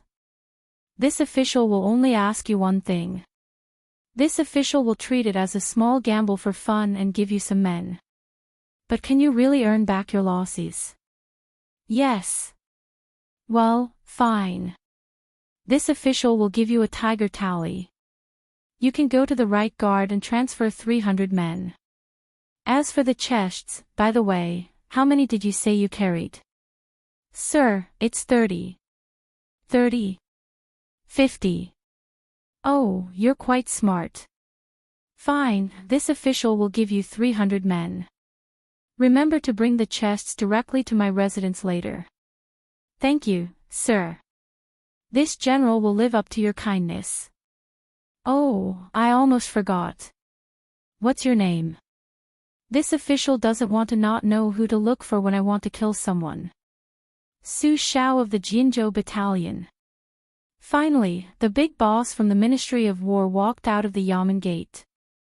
Beside him was the official who held the umbrella for him with one hand and carried the chest with the other. He saw the young general standing in the rain with his fists clenched. His back was straight, but there was an extra tiger tally in his hand. The young man put the tiger tally into his pocket, bent down to pick up the umbrella, and turned to walk to the gate. He had already looked away when the young general picked up the umbrella. He looked down and faced the south.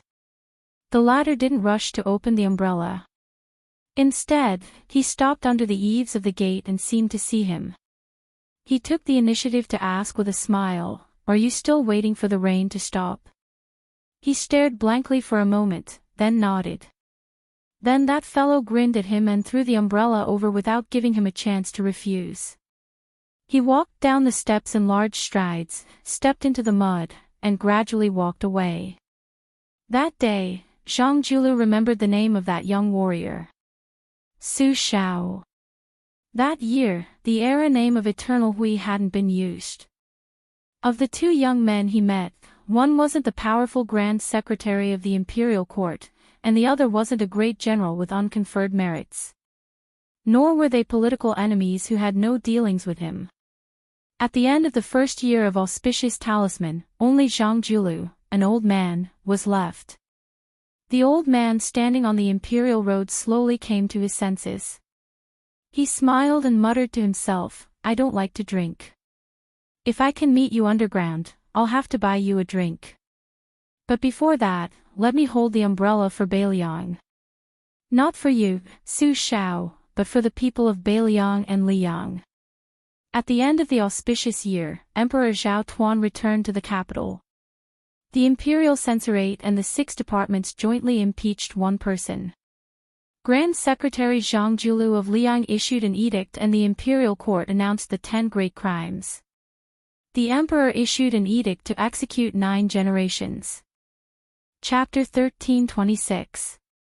In Xiangzhou, where Guangling Road and Nanjiang Road intersected, it was famous because of a relatively young apricot alley. On both sides of this alley were courtyards in Jiangnan. Although they were not grand, they were exquisite.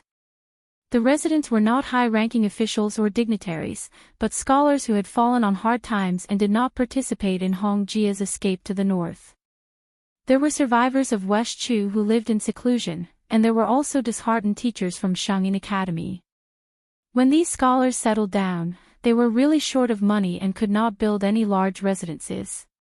The mansion of the Fan family was located in the deepest part of Apricot Alley. The Fan family was once a wealthy family in the southern Tang. The ancestors of this branch of the Fan family did not want any treasures when they separated from the family before they fled.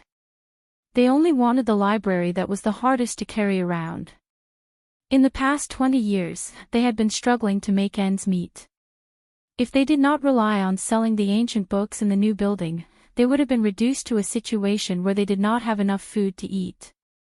Liang was prosperous, the country was prosperous, and so was the chess. Fortunately, the Fan family produced a chess addict who did not like fame. Fan Zhangho and Liang Imperial Court's Tanhua Wuxongxian were known as the first 2 ninth. Before the two were 30 years old, they were invincible south of the Guangling River, especially Tanhua Wuxongxian, who later became one of the 8 talents of the capital. After passing the imperial examination, he was personally appointed by the emperor to fight against the 4 great national players of Liang. He won all 4 battles and obtained an incredible record. Fan Zhangho, who had a slight advantage in the battle of first and second, was vaguely the number 1 player in Liang's chess world and received the new title of Fan Tendan. The Apricot Alley, where Fan Changho lived, was bustling with carriages and horses. However, this chess addict had been refusing visitors.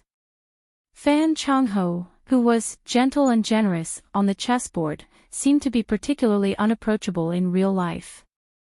The Fan family's library was in the Relief Heart and Begging for Forgiveness pavilions. The Begging for Forgiveness pavilions had 3 floors on the top of the mountain, with 6 rooms each. There were corridors in the front and back, and in front of the building was a square patio. It covered an area of 3 mu and was paved with green bricks. Not long ago, Fan Changho, who had just become the head of the Fan family, set a number of strict rules for the collection of books. Among them, there was a rule that no books could be collected from the cabinet. Women with different surnames were not allowed to enter the cabinet.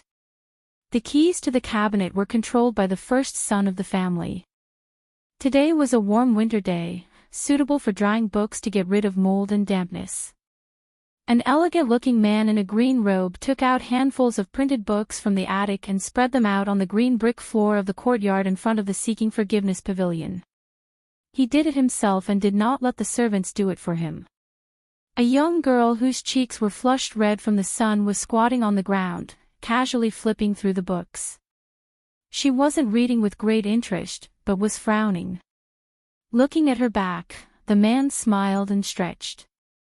He caught a glimpse of a huge figure sitting on the edge of the patio, where sunlight and shadows intersected, silently.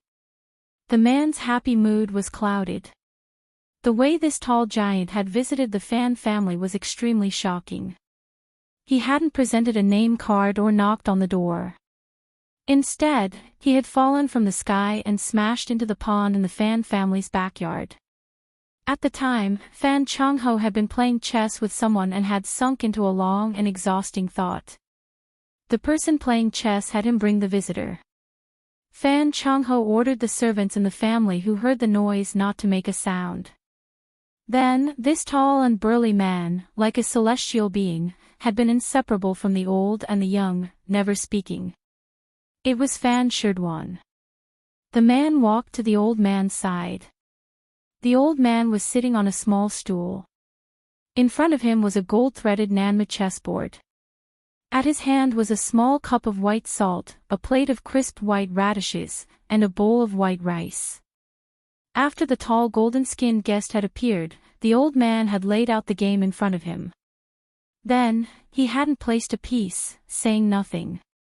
Unless the young girl spoke to the old man, even if Fan Changho said something, the old man would be too lazy to respond. Fan Changho was standing behind the old man. Facing the chess game that had already been set up, his heart was full of suspicion.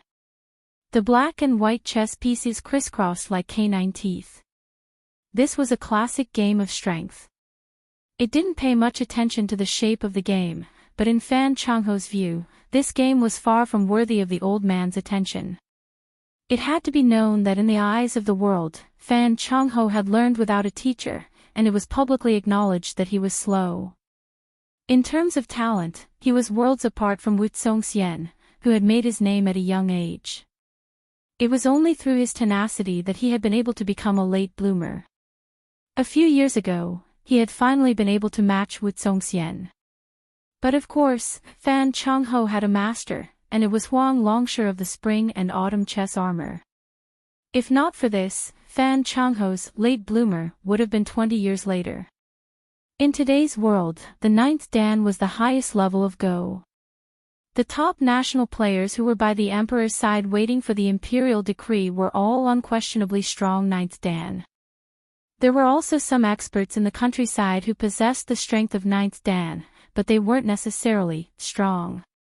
As for the princess of Beiliang, Su Weisheng, who had become famous for her studies at the Yin Academy, there was a saying called Su Shi and 13.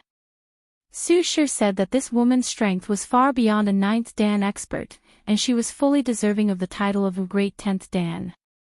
Su Shi-san said that she was often able to play the unfathomable and marvelous moves of the 13th Dan. Therefore, she could be considered a first-rate Go master on the same level as Chao Guanzi of West Chu. Fan Changho admitted that he could barely bear the title of 10th Dan, but when compared to Su Weisheng and Chao Chongqing, there was a huge gap of 1 stone. As for comparing himself to this master in front of him, this was a pleasant reunion between master and disciple. His master had given him 2 stones, but Fan Changho still lost all 10 games. The old man stared at the chessboard. He picked up a pinch of salt and sprinkled it on the radish.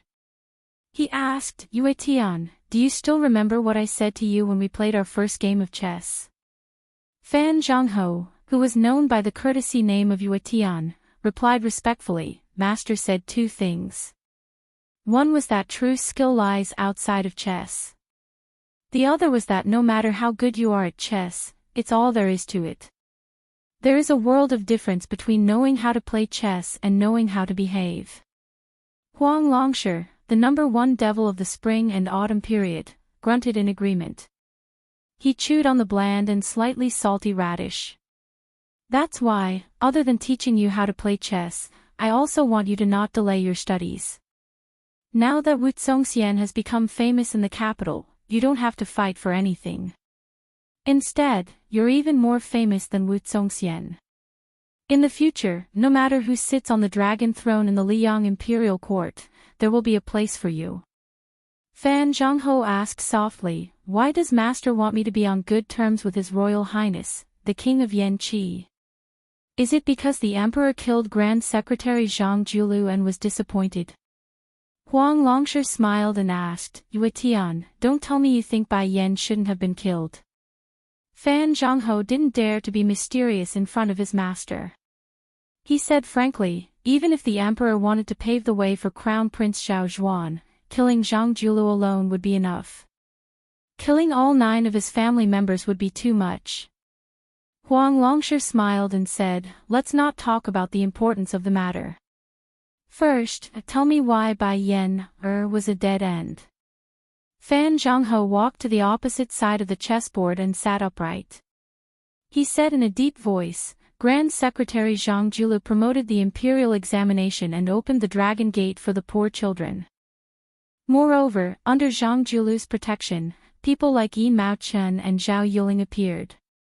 Not only were they capable officials, but under the protection of Zhang Julu, they were able to smoothly soak in the officialdom for many years. They became more familiar with the emperor's thoughts and the rules of the imperial court. They knew how to protect themselves and also knew how to accumulate power while leaving their names in the annals of history. These officials were different from those loyal officials in the spring and autumn period who were willing to die if the emperor wanted them to. Even if the emperor wanted them to die, the officials didn't have to die, but they weren't willing to commit suicide. In the future, there would be a continuous stream of poor and important officials.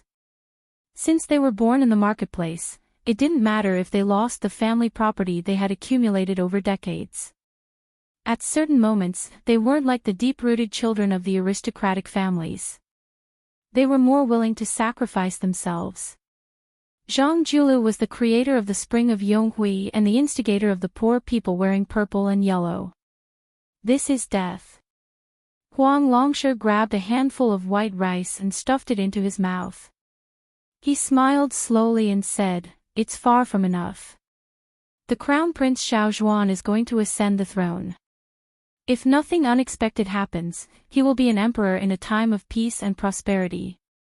He won't have any military exploits. But if the imperial court has Zhang Julu for civil affairs and Gu Jiantang for military affairs, it will be extremely difficult for the new emperor, Zhao Zhuan, to convince the masses.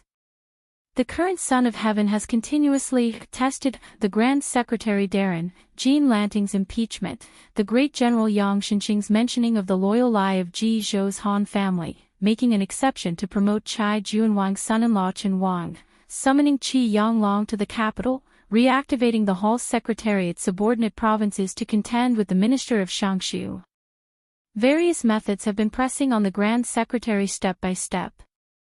Zhang Julu seems to have chosen to retreat step by step from the beginning to the end, dismantling Zhao Yuling's power on his own, abandoning one after another Zhao Yuling, Yin Maochen, and Bai Guo, leaving behind only Wang Xiongui, who was publicly recognized as the most lacking of the Prime Minister's support.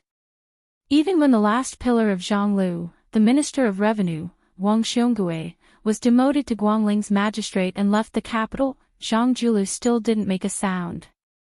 Speaking to this point, Fan Zhongho paused for a moment. But as long as Zhang Julu doesn't die, even if he takes the blame and resigns, this civil official leader will return to his hometown and live in seclusion in the mountains after losing his position. Then Grand Chancellor Qi Yanglong, who was originally used to contend with Zhang Julu, will be in an awkward position. Moreover, how old is Zhang Julu, and how old is Qi Yanglong? When the time comes, as soon as the world situation changes, Zhang Julu, who is not in the imperial court but in Jianghu, will instead have the opportunity to become the savior of the world. Today, the disparity in treatment between Zhang Julu and Qi Yanglong, as well as their positions in the hearts of the people, will coincidentally be reversed when the time comes. How can His Majesty not understand the logic within? How can he leave a mess for the crown prince? If it's just this argument, without the first death of Zhang Julu as I said earlier, it can still be used as a check and balance for the monarch to control his subjects. However, since it will be a dynasty without major wars in the future, and there will be more and more talented people in the imperial court, the emperor's spring of auspicious talisman is not inferior to Zhang Julu's spring of eternal hui. Why should the Zhao family keep you, Zhang Julu, around? Huang Longshi nodded. Zhang Julu has been a timely help in these 20 years, so he can't be killed. In the future, he can only be the icing on the cake. His tail can't be removed, so he can indeed be killed earlier. This is also considered death. 2 of them are dead. Continue. Chapter 13:27. Obviously Fan Zhongho had a card up his sleeve. He had already prepared a bellyful of drafts. Without any pause to ponder, he spoke tirelessly. The previous 2 deaths were the current Son of Heaven's funeral matters. Right now Liang Mang's war and pacification of Guangling are the most urgent matters at hand. During his lifetime, Zhang Julu made enemies on all sides. 3 of his mortal enemies were the imperial family's nobles, the influential family's civil officials, and the local military generals. These 3 had been suppressing their monstrous resentment toward the Grand Secretary Darren. For the past 20 years, the imperial family's clansmen had lived like rats on the street. At first, they originally thought that when the late Emperor Zhao of Liyang unified the world, they were all meritorious officials, plus they were surnamed Zhao, so naturally they could share the country with the emperor. Unexpectedly, Su Shao and Zhang Julu, 2 people, 1 civil, 1 military, took all the credit. How could they bear it? With Zhang Julu, this roadblock, standing in the imperial court for 1 day, how could those aristocratic families' officials have the chance to stand out among their peers 1 day? The more selfless Zhang Julu was, the more difficult it was for this group of people to obtain benefits for their clans. At that time Zhang Julu wanted to make a bold and decisive move to control the officials, the salt administration, and the transport of grain, 3 things, bumping into each other. The old Shangshu of the Ministry of Works did not hesitate to offend the Grand Secretary Darren to stand up for him and obstruct him from within. Who did the old Shangshu stand up for? Naturally it was for the civil officials of this large group of clans who were entrenched in the local areas. The struggle between civil and military officials is the usual practice of the previous dynasties. Zhang Julu could rely on his skill to settle the arrogance of the party and government, but using Guangling's Jing Nan's overt plot, seizing the opportunity to continuously weaken the vassals and suppress the military, Yan Zhenchuan, Yang Shenqing, several major vassal kings, all became chess pieces whose strength was damaged. Those generals who held military power in their hands could not bear it. The emperor killed the evil man Zhang Julu, letting the 3 factions vent their resentment. It could be said to be killing 2 birds with 1 stone. Afterwards, the new Son of Heaven appeased the people. It could be said to be killing 3 birds with 1 stone. Huang Longshi's expression was calm as he said, "This is also death. But there's one thing you didn't tell me. The reason for this death is that if Zhang Julu is removed from office when he's at the peak of his power, then the 3 enemies of Zhang Julu who have been holding grudges against him for a long time can be considered to have vented most of their resentment. Anger is easy to vent but difficult to gather. In the future, if they want to fight with green eyes again, it will be difficult for them to have the determination to fight to the death.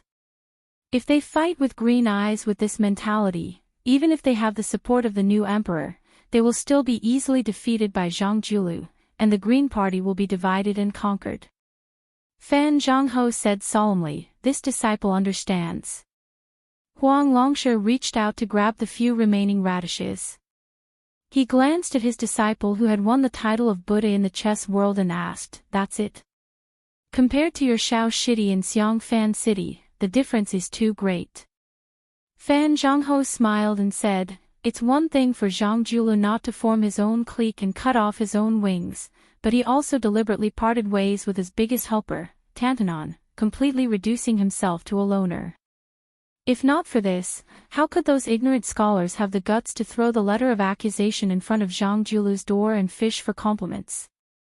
This scene was exactly the same as when a scholar with a scholarly title had to scold Su Xiao for being a butcher. If Huan Wen stood firmly by the Grand Secretary's side, forget about this group of hot-blooded scholars, even Jin Sanlang wouldn't have this kind of boldness. Without Huan Wen, Zhang Julu will die again.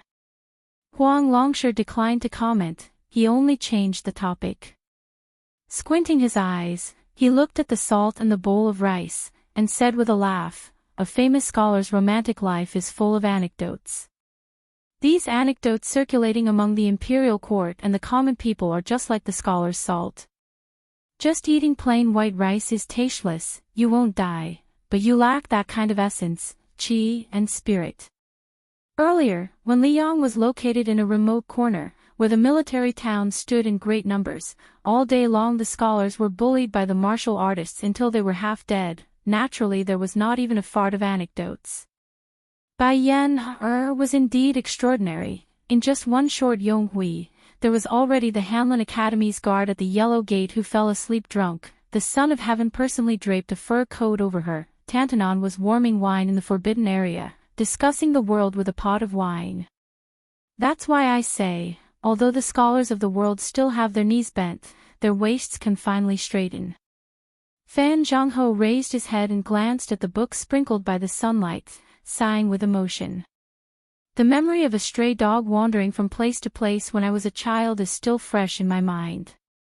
Those generals stationed at the checkpoint only recognized gold and silver, making things difficult for me everywhere is one thing, but what I found most difficult to let go of was when they used their spears to lift up the book chests. The chests full of books, the lifeblood of scholars, were scattered all over the ground, wantonly trampled on. I think a world where books can safely bask in the sun is a good world for us scholars. After sighing with emotion, Fan Zhongho took a deep breath and said, Zhang Julu cheated in the imperial examination, his eldest son embezzled fertile land, and the local clans and people fought over benefits. The evidence of his crimes is conclusive. Speaking to this point, Fan Zhongho laughed bitterly and said, what a funny evidence of his crimes is conclusive. The latter too should be true, but if you say that Zhang Julu leaked the exam questions, I'm afraid everyone would find it absurd. Regardless of what the truth is, together with the Han family tragedy that implicated the old Grand Secretary, this is another death. Fan Zhongho's hands clenched into fists and rested on his knees, vaguely a bit angry. If that's all, then that's that, but among the 10 great crimes, there's actually the matter of colluding with the border army. Colluding with who? Tilting half the country's taxes to build the Eastern Front to resist Beimang, that was the outline of the country established by the late emperor. What crime did Zhang Julu commit? Huang Longshi shook his head and said, this crime is the most cryptic. You guessed wrong, this crime isn't about Gu Jiantang, it's about Beiliang. Of course, there was also the intention of knocking down Gu Jiantang's hundreds of thousands of border soldiers in passing. After Zhang Julu took power, it seemed like he was advancing step by step, doing his utmost to suppress Beiliang's Su family, but in reality, that was all on the surface. The benefits that Beiliang's border army should have obtained didn't decrease.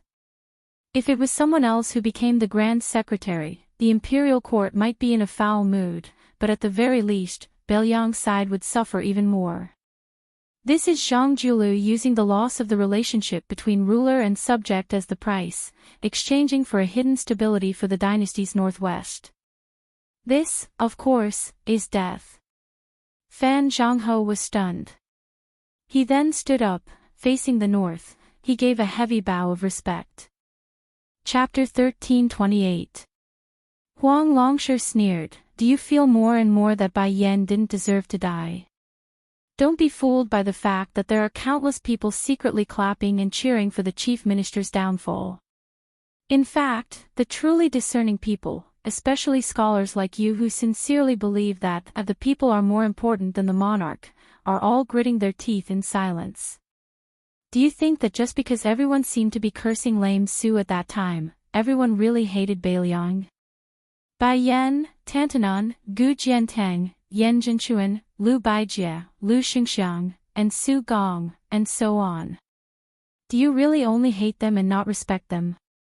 You must know that at that time, Su Shao led Beiliang's personal cavalry to the south, leading Gu Jiantang's direct subordinate General Kai Nan to intercept the Su Fengmian at the border. A total of 60,000 men and horses, when faced with that old cripple, let alone fighting him, they directly knelt down and said, "This general greets the king of Beiliang," clearly in the ears of many officers and soldiers. Not only did he, who was entrusted with high hopes by the imperial court to reduce Beiliang's living space, but the 60,000 armored soldiers all had the same thought. They regarded seeing great General Su Shao from afar as the greatest glory of their lives. In the end, it was Su Shao who replaced Gu Jiantang to inspect the Gu family's armored cavalry. The civil officials in the imperial court were indignant in private, but the generals and soldiers all over Liang didn't feel that there was anything shameful about it. Su Shao is so domineering, he deserves it. Zhang Julu has a scholar like you silently in his heart, and Bai Yan also deserves it. Therefore, this is Bai Yan's death again. Huang Longsha expressionlessly picked up a chess piece from the chess box and said softly, "Crown Prince Xiao Zhuan doesn't have a good impression of this chief assistant. He once tried to befriend Zhang Julu's youngest son, Zhang Bianguan, but to no avail." In times of chaos, military generals were nurtured, while in times of peace, civil officials were valued. This person was destined to be a literati emperor, but in order to balance the civil and military, he had to continue the chess game left by the late Emperor Zhao Dun, where the three provinces of the Hall of Governmental Affairs kept each other in check. There would be more cabinet ministers than the current one, but there definitely couldn't be a civil official leader. Zhao Zhuan needs to sit firmly on the dragon throne, and Zhang Julu will die. Zhang Julu saw things further than anyone else. He ruined his own reputation and left no way out, warning the future generations. Bai Yan was very clear that in the future, the pattern of the literati ruling the country would be formed. The etiquette of not being punished by a doctor would be repeatedly mentioned by the civil officials. Since the first year of Yonghui, the Hall of Governmental Affairs has been the dominant power. Not to mention the 6 ministers, even the assistant ministers have not been beheaded. If the current trend continues, it will be even more difficult to kill a literati official in the future. There is a very interesting development in this, and that is the greed of the imperial family and the children of the powerful clans. They more or less pay attention to table manners, but the civil officials who were born poor, after shaking off the mud on their bodies, they become even more shameless and their methods are even more secretive. Bai Yan was obviously well aware of this, so this death was his own request. But in my opinion, the death of a chief assistant is really not very useful to the future generations who are deteriorating with each passing day. But it is precisely because of this that I, Huang Longsha, admire Zhang Julu's death the most. The Emperor Zhao Dun wanted him dead, Zhang Julu was willing to die, and he died again. This death is the most helpless of the scholars and the imperial family, but it is also the most romantic of the scholars who have a clear conscience. Huang Longsha, who had been holding the chessboard with 2 fingers from beginning to end, no longer said anything.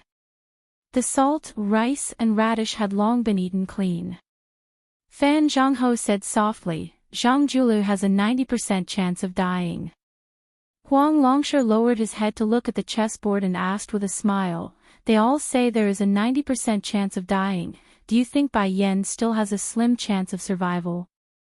Fan Zhangho shook his head. "Everyone wants him dead, but he doesn't want to live. How can he live?" Huang Longsha knocked the white chess piece on the northeast chessboard and even rearranged its position. Fan Zhangho was very surprised.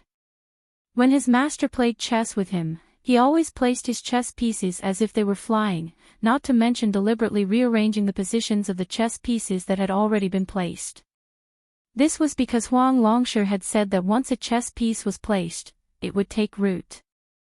The world had always been so ruthless. Even if there were longevity pills in the world, there was no medicine for regret. This made Fan Zhongho, who had lost interest in the chessboard, curious again. He looked carefully. While he was focused on finding the answer, Huang Longsher bent down and grabbed a black chess piece from the box. He looked at the west side of the chessboard and drew a circle there with 2 fingers holding the chess piece. He said indifferently, "Previously you saw me arrange this chessboard in one go. Don't be fooled by the fact that there seems to be a fierce battle here, where the black and white sides are killing each other with great strength. In fact, it is very laughable and may not affect the overall situation." Sitting opposite Huang Longsher, Fan Zhongho's heart skipped a beat. He looked down at the chessboard and asked, "This is the confrontation between Liang and Beimang. This is Beiliang. Beiliang has 300,000 steel cavalry, how can it not affect the overall situation? Master, I really can't figure it out. Can you help me clear up my confusion?"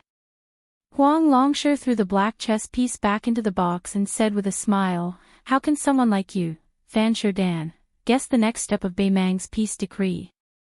Don't waste your brain. You won't be able to figure it out even if you were given 100 years. To be able to play chess with your skill is more or less enough. In the future, just think about how to fight for scholarly honors in the new dynasty. The higher one's chess skill, the weaker one's character." Fan Zhongho carefully glanced at his master. Huang Longsher said with a smile, "I'm talking about you ordinary people. Master and that Beimang imperial tutor are not among them." Fan Zhongho asked, "Then what about West Chu's Chao Chongqing?" Huang Longsher said with a smile, "Half and half. Knowing what can't be done yet doing it, he's just a fool. Chao Chongqing's entire second half of his life has been fighting for a single breath. It's meaningless." A laugh came from the distance. It seemed to be mocking this old man for bragging and pointing out the world. Huang Longsher was somewhat embarrassed. Fan Zhongho, seeing his master deflated, wanted to laugh, but didn't dare. Huang Longsher stood up and walked over to the little girl who was still flipping through the book. He rubbed her head and sighed with heartache, "Daughter, don't find trouble with that bronze man in the future. You can't kill him." The old man picked up a book and walked over to the Beimang bronze man grandmaster who had been thrown to the Guangling road by Qi Xuanjin. But he was quickly squeezed between the two by Miss Hehe. Huang Longsher had no choice but to move his butt to the side. He stretched out his hand and placed it on the book, feeling the warmth of the sunlight. He said, "When I was young, I went to visit Qi Xuanjin on the demon execution platform. That great spiritual master said, writing a book with a brush is not as good as the cool breeze flipping through the book. I, Huang Longsher, didn't believe and didn't agree. Otherwise, this trip would have been in vain." The bronze man grandmaster didn't say a word. Huang Longsher turned his head and asked, "How much longer?" The bronze man grandmaster still looked straight ahead with lifeless eyes. This side of the courtyard of the begging for forgiveness pavilion returned to silence. Day after day, the whole world finally knew that the current Grand Secretary Zhang Julu had died in prison. At that time, the world remembered an old bastard who deserved to die but didn't die. It seemed that a long time ago, he had given the Grand Secretary, who was at the peak of his power, an unlucky prophecy. Sad New Year's Eve. At that time, everyone suddenly realized that all of the great demon Huang Sanjia's assertions had come true one by one.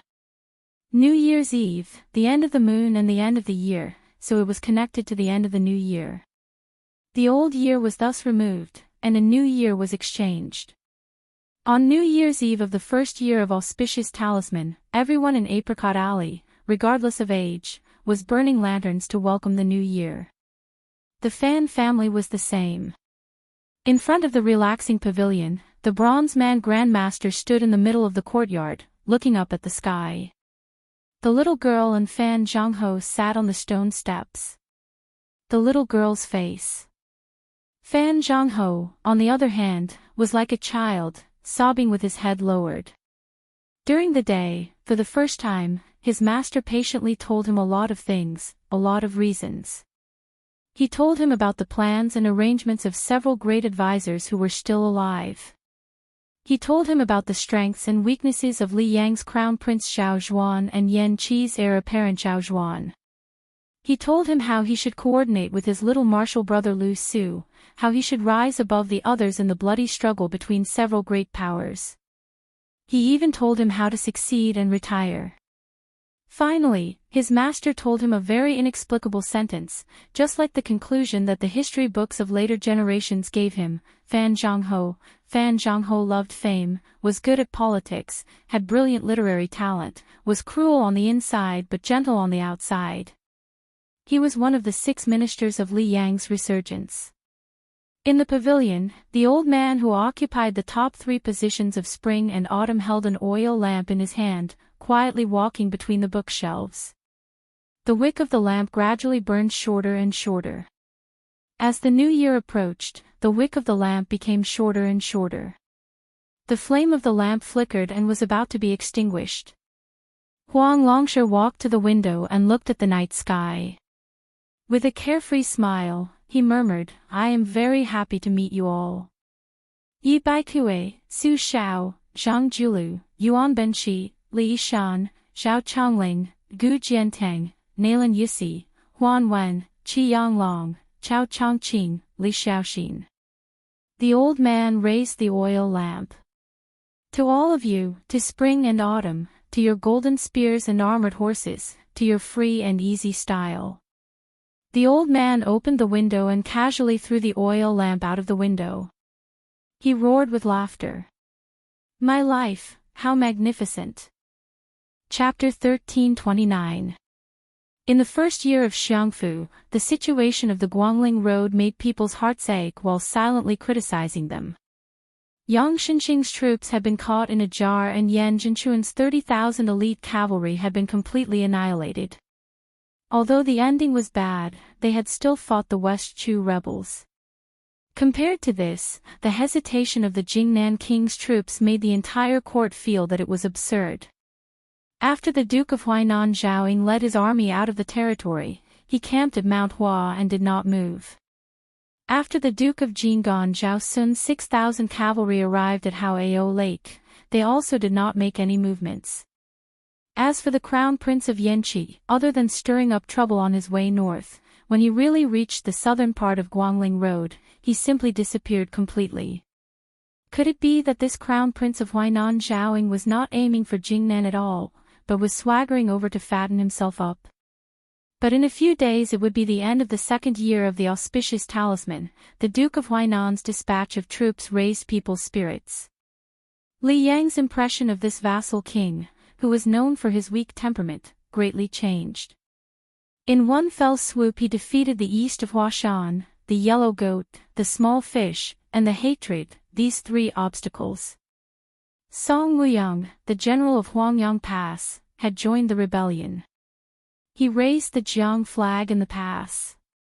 However, King of Huainan, Zhao Ying, led his army 1 mile away from the pass and asked Song Wuyang to surrender.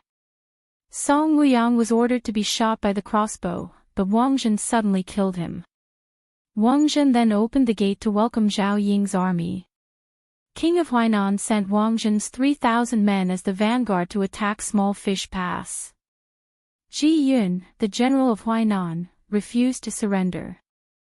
Zhao Ying gave the order to attack and personally supervised the battle. Wang Zhang's troops braved the rain of arrows to fill up the trenches and then used ladders to siege the city. After 2 sieges, they lost 500 men. Wang Zhang, who personally led the charge, was covered in blood.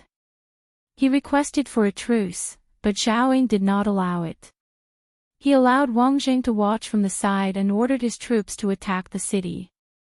At dusk, an endless stream of ballistae, catapults, and battering rams arrived at the battlefield. Both sides fought until night fell, and 800 Huainan soldiers died.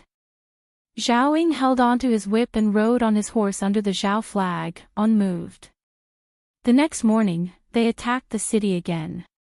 Zhao Ying's trusted general, Xiaoping, led 80 men to attack the city for the first time. All of them died. Xiaoping's body was stabbed down to the ground by Ji Yun with an iron spear. Wang Zhen angrily asked for a battle. His armor had 6 to 7 arrows embedded in it. He was hit by a huge rock and fell to the ground. When he got up, he was splashed by a pot of boiling oil and fell to the ground. His men risked their lives to carry him back. Zhao Ying, who was wearing the bright yellow royal robe, looked at the fierce battle. His ears were filled with the screams and shouts of killing on the city wall, as well as the beating of the drums beside him. Of course, there was also the sound of the flag with the word, Zhao, fluttering in the cold wind. This man surnamed Zhao, who had always been a target of ridicule in the Liang dynasty, slowly raised his head and looked at the word, Zhao, embroidered on the flag. He pursed his lips, as if he was finally relieved of a heavy burden after so many years. The siege's side had switched to the 4th battering ram. More than half of the huge ballistae, which could reach up to 300 steps away and still had considerable lethality, had been destroyed. The crossbows on the few crossbows at the small fishy pass had long run out of arrows to shoot. They were scattered and had lost their momentum. However, the small fishy pass, which swore to live and die with the city, was still struggling. Its defense was fierce.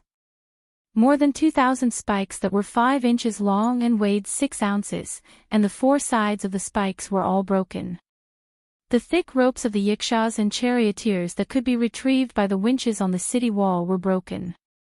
However, there were still brave soldiers on the city wall constantly throwing down sharp iron hooks and long iron chains that formed iron hooks. After they were thrown out, they could hook onto the armor or even the body of the besiegers and hang them in the air like fishing. There were also strangely shaped iron hooks and axes that were used to stab the arms of the besiegers. Zhao Ying, who was slightly closer to the battlefield, saw with his own eyes that a soldier's entire arm was cut off. That arm fell down from the city wall before the soldier. Zhao Ying was indifferent to this, and with an indifferent expression, he turned his horse around. The small fishy pass that was in imminent danger called for help. Ji Yun had no choice but to order the cavalry out of the east gate to seek help from Hen. They agreed that both sides would launch a surprise attack on the Duke of Huainan's camp at dawn. At that time, the small fishy pass would take the initiative to open the gate and charge out with 200 cavalry. Ji Yun would lead the charge, and behind the cavalry would be the remaining 400 men of the small fishy pass. Zhao Ying ordered the experts under his command to lead 10 elite scouts to pursue and kill. Unexpectedly, they still escaped with injuries. The next day, Ji Yun, who knew that the small fishy pass would not be able to be defended, had the heart to die. He and the 200 cavalry appeared at the city gate. Regardless of whether Hen came to help or not, he would fight to the death for Dechu. Ji Yun, who was in the prime of his life, was not someone who did not care about his life, nor was he someone who did not understand the current situation. However, when he was 20 years old, his father, who should have given him the crown, did not appear. There were also no guests to attend the ceremony. He was the one who gave himself the crown. This was because the general of Dechu, Ji Hai, had already died on the battlefield. His 3 uncles had also died on the battlefield. Sitting on the war horse, Ji Yun ordered his subordinates to open the city gate. He turned around and looked at the faces under the light of the torches. He did not say anything, and just clasped his fist. This day, the general of the West Chu rebel army, Ji Yun, went out of the city at dawn to attack the Duke of Huainan. However, the Zhao Ying's army seemed to have expected this, and formed up in an orderly manner.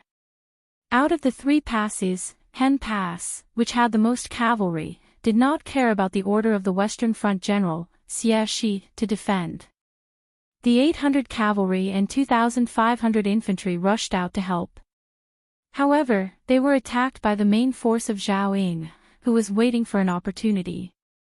The 800 cavalry in the vanguard suffered heavy casualties under the crossbow fire, and the army collapsed. In the chaos, the main general and deputy general were shot dead by the Duke of Huainan's cavalry, leaving only the old and weak soldiers behind. Hen Pass was earlier than the small Fishy Pass, and a group of soldiers changed to a large flag with the word Zhao on it. Hen Pass infantry commander led 700 men back to the city and committed suicide. After 3 charges, Ji Yun was killed by an arrow from the Duke of Huainan's general, Ho Datong. It pierced through his head, and he fell off his horse and died. The 200 cavalry and 400 infantry at the small Fishy Pass all died in the charge. Zhao Ying, who was wearing an eye-catching robe, got off his horse and walked past the corpses. He slowly walked up the city wall and looked at the rising sun in the east. He smiled and said, "The sun shines brightly, and the lambs feel warm." The Duke of Huainan, who had won 3 passes in succession, did not send a single report of victory to Great Peace City. He did not even take over the dangerous pass of Guangling Dao. In reality, after this vassal had won the pass, he had no intention of dividing his forces to digest the fruits of his victory.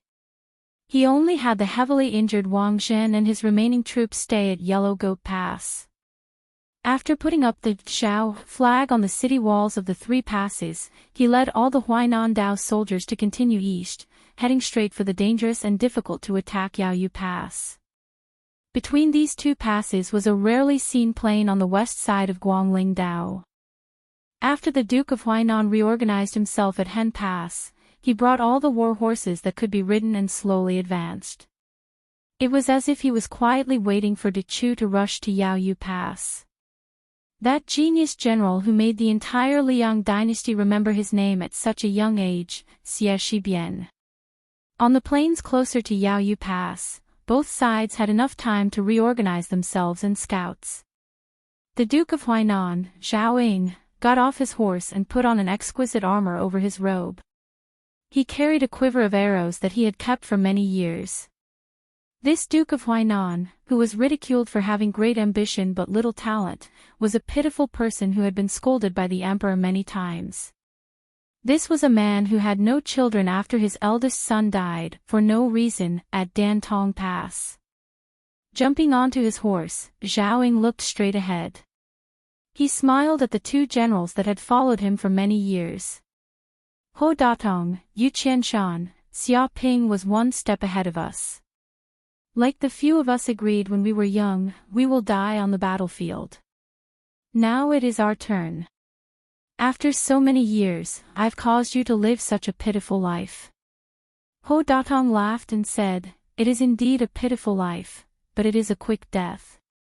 Later, I will kill a few more West Chu bastards. I guarantee that old Xia will die from anger." I forgot that this guy is already dead. Yu Qianshan looked more like an elegant strategist waving a feather fan than the boorish Ho Datong. However, he still wore armor and carried a sword. He smiled and said, "You guys are really straightforward. It has been hard on a scholar like me." Before Zhao Ying gave the order to charge, he closed his eyes and said softly, "Father, I am unfilial. I have not had the chance to toast in the imperial mausoleum. Today, I will use blood in place of wine." In front of the Duke of Huainan, Zhao Ying, there were 2,000 heavy armored infantrymen in formation. On the 2 sides of the infantrymen, there were 1,000 elite cavalry. There were also close to 1,000 cavalry roaming far away, waiting for an opportunity to strike. On this day, except for the 4,000 soldiers and horses that were recruited from all over Huainan, Zhao Ying, Ho Datong, and Yu Qianshan, as well as all of his personal guards, were all killed in battle. None of them were killed by an arrow in the back, and none of them were killed by the cavalry roaming behind them. On the same day, the king of Jing'an, Xiao Sun, rushed all the way from Hao Lake after hearing the news. At dusk, he arrived at the periphery of the battlefield. He knew that the situation was hopeless. He knew that there were still 1,000 heavy cavalry at Yaoyu Pass. He saw with his own eyes that the Duke of Huainan's corpse was knocked off his horse by a West Chu general. The young king of Jing'an, Xiao Sun, still decided to lead the charge. Out of the 6,000 Qingzhou cavalry, only 200 were left. They risked their lives to protect Xiao Sun as they fled the battlefield. In this battle, one of the two kings who participated in the war died and the other was injured. Chapter 1330. It was the end of the year, and the victory of the West Chu rebel army at Yaoyu Pass meant that the already thin encirclement was now wide open. For the Liang imperial court, it was one disaster after another. The former could happily say goodbye to the old and welcome the new, while the latter, after Yan Zhenchuan died in battle, the capital was once again shrouded in a thick layer of haze. Luckily, after Yan Zhenchuan and Yang Shenxing, there was another veteran general who was famous during the spring and autumn period. After a long and honest conversation with Lu Xingxiang, he led his troops down south. 30,000 troops headed straight for Qingyang Basin. They did not seek to defeat West Chu, but to save the 40,000 Jinan infantry that were trapped by Yang Shenxing.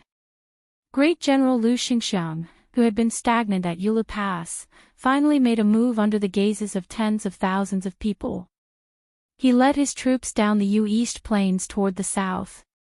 However, the thing that calmed the hearts of the people the most was not the movement of close to 100,000 troops, but the appearance of two people in Great Peace City. One was the emperor who was imprisoned by the Grand Secretary after returning from patrolling the borders. The other was the great General Gu Jiantang who accompanied the emperor. The emperor who had once punished the Duke of Huainan because of a small matter only gave 2 edicts after returning to Great Peace City. The first one was for Zhang Julu to die miserably without a posthumous title. The second one was for King Zhao Ying to die with great honor, with a posthumous title and the words, "If I lose my right-hand man." The end of the year was not easy, but they had to get through it. In Great Peace City, firecrackers celebrated the new year. However, compared to the past, it lacked the festive atmosphere. Just like this, the Liang imperial court welcomed the auspicious second year. It was the first morning court session of the new year. Emperor Zhao Dun sat on the dragon throne. This was the umpteenth time this monarch had sat in the north facing the south since he ascended the throne. Through the wide palace doors, he looked straight at the imperial path that he could see with one glance. The emperor naturally had to listen to the world from the south and rule from the light. Perhaps because he sensed the emperor's absent-mindedness, eunuch Song Tonglu of the ceremony directorate did not call out, "If there is something to report, court is dismissed." The civil and military officials in the imperial court and the officials outside the hall all lowered their heads respectfully, retracted their gazes, and waited quietly with bated breath. The old officials who had suffered greatly from the morning court session all began to doze off without leaving a trace. The emperor slowly pulled back his gaze from the seemingly endless imperial road to the southern border to the palace gates. The emperor could still clearly remember the 2 generals he had summoned to first destroy the Chu and then pacify Shishu. The older one was a cripple. His steps were neither fast nor slow. It was not slow because he was limping. Instead, it was a kind of sloppiness as he walked on a path that an official should take seriously, but he did not take it seriously. This person wore the Su family's knife that shocked the world. As he walked closer step by step, it made the emperor, as the emperor, feel a sense of humiliation and suffocation. The young man behind the cripple had a dignified appearance and was dressed in white. He was really young, making people feel close to him. This was especially true for the new emperor who sat on the throne. He wished he could lower himself and hold his arm and chat with him. In his heart, the new emperor thought that if the previous emperor could have the cripple fight for him in the south and north, then he should also have an even better white-clothed war saint. He could also be like the previous emperor, boldly giving a young general the greatest authority and the greatest number of troops to lead his horse and send him off. He could let him freely go beyond the Great Wall and work together with his officials to establish an unprecedented military service. However, the young man in white had refused. The emperor was disappointed, but he was not angry. Later, the emperor looked at the young scholars who would shine brightly in the future. In the morning light, they walked step by step into his line of sight with unconcealable restraint and excitement. Yin Mao Chen, Xiao Yuling, Bai Gua, Wang Xiongui, Xing Zhenxian, Qian Yujian, a dazzling lineup. Together, they created the eternal Hui Spring of the Liang dynasty. And they are destined to go down in history with me for all eternity. In the last court meeting of the eternal Hui dynasty, the two unruly and unruly vassal kings, Su Shao and Zhao Bing, were not in the court. However, there were meritorious generals like Gu Jiantang, Yang Shenxing, and Yan Zhenchuan, as well as young and strong generals like Lu Xing and Lu Baijia, who had enough years to accumulate military service. There were civil officials like Zhang Julu, Huan Wen, and Yao Baifeng, who were gradually getting old. There were famous scholars like Yi Mao Chen, who were in the prime of their lives. There were also those top 3 scholars who seemed to be inexhaustible. The previous emperor had deeply regretted that when he first aspired to rule the world, there were too few people to make ends meet. However, he, Zhao Dun, was different. He truly felt the heroic spirit of sitting on the throne. The emperor retracted his gaze and looked at the door of the hall. That threshold was a very important dragon gate that all the officials in the world wanted to cross. He had seen with his own eyes the old civil officials and generals with embroidered white herons or bears kneeling in the square outside the hall year after year. They looked eagerly at the golden imperial hall that the common people spoke of. They knelt until they were lying in their coffins, but they were still unable to enter. He had also seen many people who wanted to laugh but forced themselves to hold back. Some people fainted from hunger and the sun and were carried away by eunuchs. Some people couldn't hold back their urge to pee and were found to be reprimanded and given demerits. There were even colleagues who had shed all pretense of cordiality one day and secretly elbowed each other the next day. There were also people who quietly yawned and were discovered by the emperor's sharp eyes. He jokingly called them into the hall to be lectured. He remembered that the guy didn't wait for him to speak. He was so scared that he fell to the ground with a thump. He was a man of 7 feet. He kept kowtowing and crying. He asked him warmly and found out that he had been on duty at the Ministry of Revenue the night before and hadn't slept at all. He allowed him to take a day off. He even smiled and asked the head official of the Ministry of Revenue in the hall if he could approve. At that time, Wang Xiongui and Bai Guo weren't sitting in the position of Minister of Revenue. The old minister, who had always been known for his strictness, joked along, "Once Your Majesty says so, this official has to approve even if I don't want to." 6 years later, that official of the Ministry of Revenue went to Huainan province and was promoted to a county governor.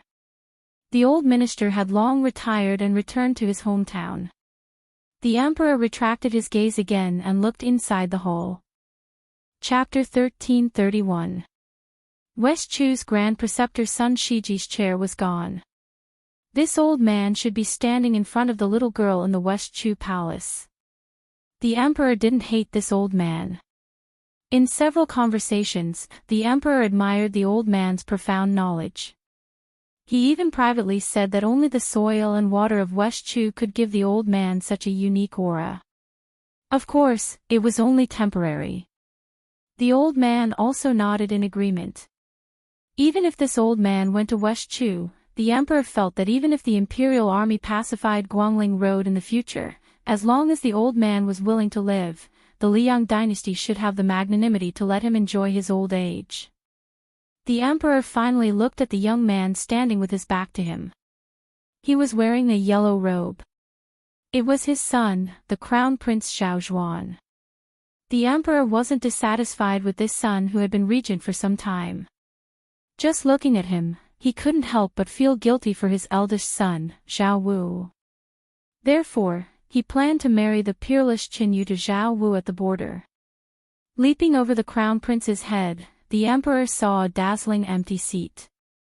Nearby was the provincial governor, Huan Wen, who had been standing there for some years. There was also the new head of the secretariat, Qi Yonglong. On the other side was the great pillar of the country, Gu Jiantang, who had returned from the two Liao provinces. Only one person was missing. The emperor subconsciously gripped the armrests of the dragon throne. He went to the imperial prison, but he stood far away from it. He stood from late night to early morning, but he didn't go near to meet that person. He was afraid that the purple-bearded and blue-eyed man would be battered and exhausted in prison. He was afraid that he would see the Grand Preceptor's soulless appearance. But what he was truly afraid of was that this scholar, Zhang Julu, wouldn't be the least bit dispirited. He would only laugh and scold him, Zhao Dun, as a fatuous ruler. The emperor's lips trembled slightly as he quietly let go. Almost at the same time, Song Tonglu said loudly, "If there's anything, please submit a memorial. If there's nothing, the court is dismissed." In the bone-chilling night, a husband and wife walked hand in hand in the silent palace. They walked to the front of a majestic hall, and the man in high spirits turned around to help his wife tighten the knot in front of her chest. Then, he raised his head to look at the top of the hall. He pointed his finger and said softly with a smile, "Treat each other with sincerity, and share the autumn moon together. Congenial spirits, brothers sitting together in the spring breeze." This is the friendship between the late emperor and Su Shao and Yang Taisui. The man leaned to the side and gently held his wife's hands. He lowered his head and helped her breathe a mouthful of hot air. Then he said, "A real man should fly, how can a woman fall?" These were the words that Zhao Heng blurted out in front of the late emperor when he was 7 years old. Little brother wishes for 4 things to be well: Green Mountain, the library, the beauty, and elder brother. This was what Zhao Yi, that big fat fellow, said. Therefore, the world belongs to me, the elder brother, but I'm willing to give him Guangling Dao. When Zhao Bing was young, he often claimed that he could hear the short sword by the bedside. However, the older he got, the more taciturn he became. I sent him to Nanjiang to fight Beimang. He has nothing to do with it. As for Zhao Ying and Zhao Sui, I've never had any feelings for them. However, since Zhao Ying died a worthy death, I won't be stingy. The man looked at his wife whose eyes were red and suddenly smiled. I know, I'm just experiencing terminal lucidity. I don't have much time left. His wife, the mother of the world, Empress Xiao Ji, gently rested her head on his shoulder. However, Zhao Dun, not the emperor, stroked his wife's hair and said softly, "I don't have any regrets in this life. I just feel that I spent too little time with you. It's funny. Perhaps I spent more time dealing with those cabinet ministers and those memorials than I did with you." Zhao Ji suddenly asked, "Do you still remember the trick we played back then? At that time, you were just a prince and I was a prince's wife." Zhao Dun laughed and took a step back. He solemnly bowed and said, "Long live Her Majesty the Empress." Zhao Ji also took a step back, "Long live His Majesty." A moment later, Zhao Dun covered his mouth and coughed incessantly. Zhao Ji gently massaged his back. After Zhao Dun recovered, he held her hand tightly. "Let's go." Zhao Ji made a sound of acknowledgement. She said, "Your Majesty, do you know? I'm very happy to be able to marry you. I'm even happier to be able to grow old with you. I know you've always felt that you're not good-looking enough, but in fact, you can't be any better looking. Look, you already have white hair, but I still can't get tired of looking at you. It's exactly the same as when I first saw you. I liked you so much that I won't dislike you for the rest of my life. So you also know how to say these words of love." "Ah, of course I know how to say words of love. But in the past, I always thought that the best words of love in the world were to walk with you to this day and let you know that I like you more than love at first sight." The woman whose hand was tightly held stopped walking and sobbed. She did not have the demeanor a woman should have as the mother of the world.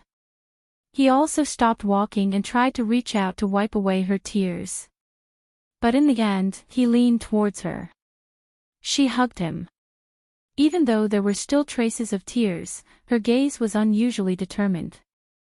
She lowered her voice and said, "It's good that you're gone. You can finally rest in peace. I will help you look after this great country, help you look after Zhuan, sitting on the dragon throne." Just 2 years after entering Xiangfu, a great nightmare came. At the beginning of spring in the Liang dynasty, the entire country was dressed in mourning. Cries could be heard everywhere in the enormous Great Peace City.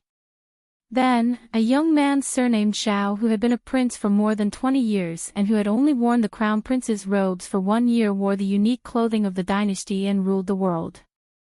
The young ruler of a country wore a brand new dragon robe that fit him perfectly. He sat high on the chair. When all the civil and military officials were kneeling, he expressionlessly looked into the distance like the previous emperors. At this time, the emperor should have raised his hand and said in a deep voice, "Rise, my subjects." He didn't forget his etiquette. But he was not in a hurry to speak. He narrowed his eyes and admired the kneeling figures inside and outside the hall. If he did not speak, no one could rise. Because from now on, the emperor of Liang was him, Zhao Zhuan. He glanced in the northwest direction and the corners of his mouth rose imperceptibly. Chapter 1332. In Yanji County at the border of Yuzhou, the Tao family could be called a famous family in the county. The children of the family were well versed in both civil and military affairs in Yuzhou. The Tao family was simple and honest. The head of the Tao family, Tao Jinzhao, had a good reputation. He had built a warehouse for grain and had opened the warehouse many times to provide disaster relief in Yuzhou. When the million-strong army of Beimang was bearing down on Beiliang, many large families in Yanji County followed the principle of a cunning rabbit having 3 burrows. They had their young children secretly move out of Beiliang with their property. Only the Tao family did not make any moves. A group of more than a dozen horses rushed to the Tao family's mansion in the middle of the night.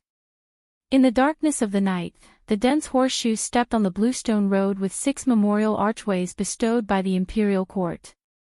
It was particularly crisp and melodious. Tao Jinzhao, who was over 50 years old, had received a secret report that caught him unprepared. He hurriedly put on his clothes and set out with his entire family. The family of more than 100 people knelt respectfully on the stone steps outside the door.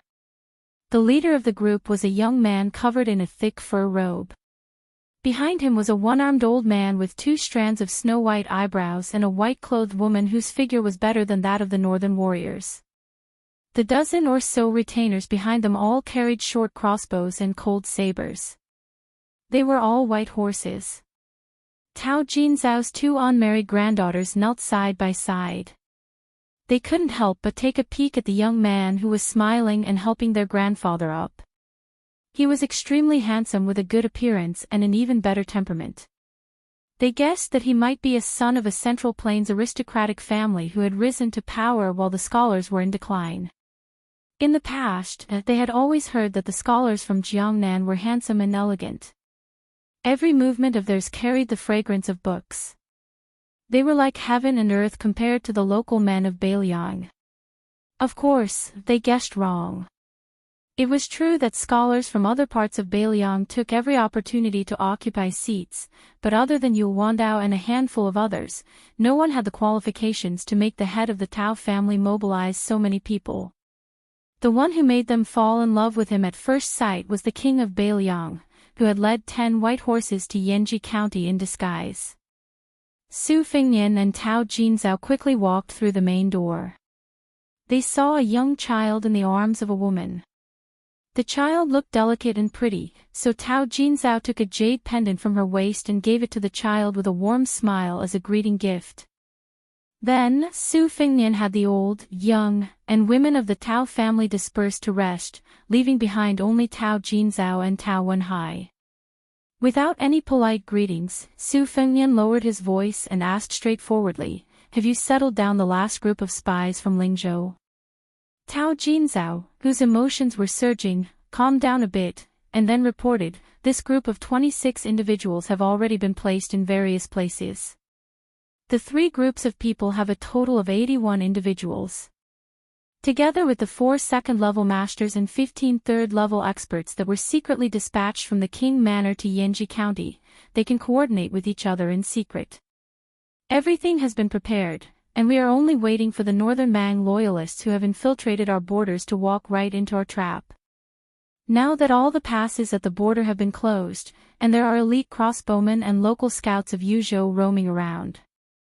Even if there are some who slip through the net and cross the line of defense, it will be very difficult for them to enter the hinterland of Yuzhou and assassinate officials.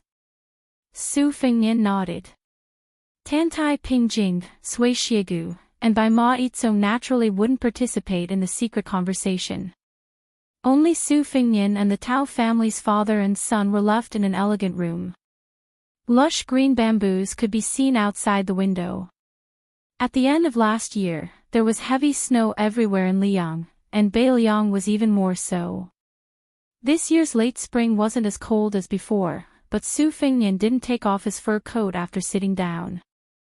Tao Jinzhao and Tao Wenhai were also given a seat. However, it was clear that they were very reserved in front of this famous young vassal king, even in their own territory.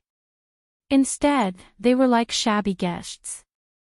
The elderly head of the Tao family was in awe, and Tao Wenhai, who was a county magistrate in Yanji County, was in awe over fear.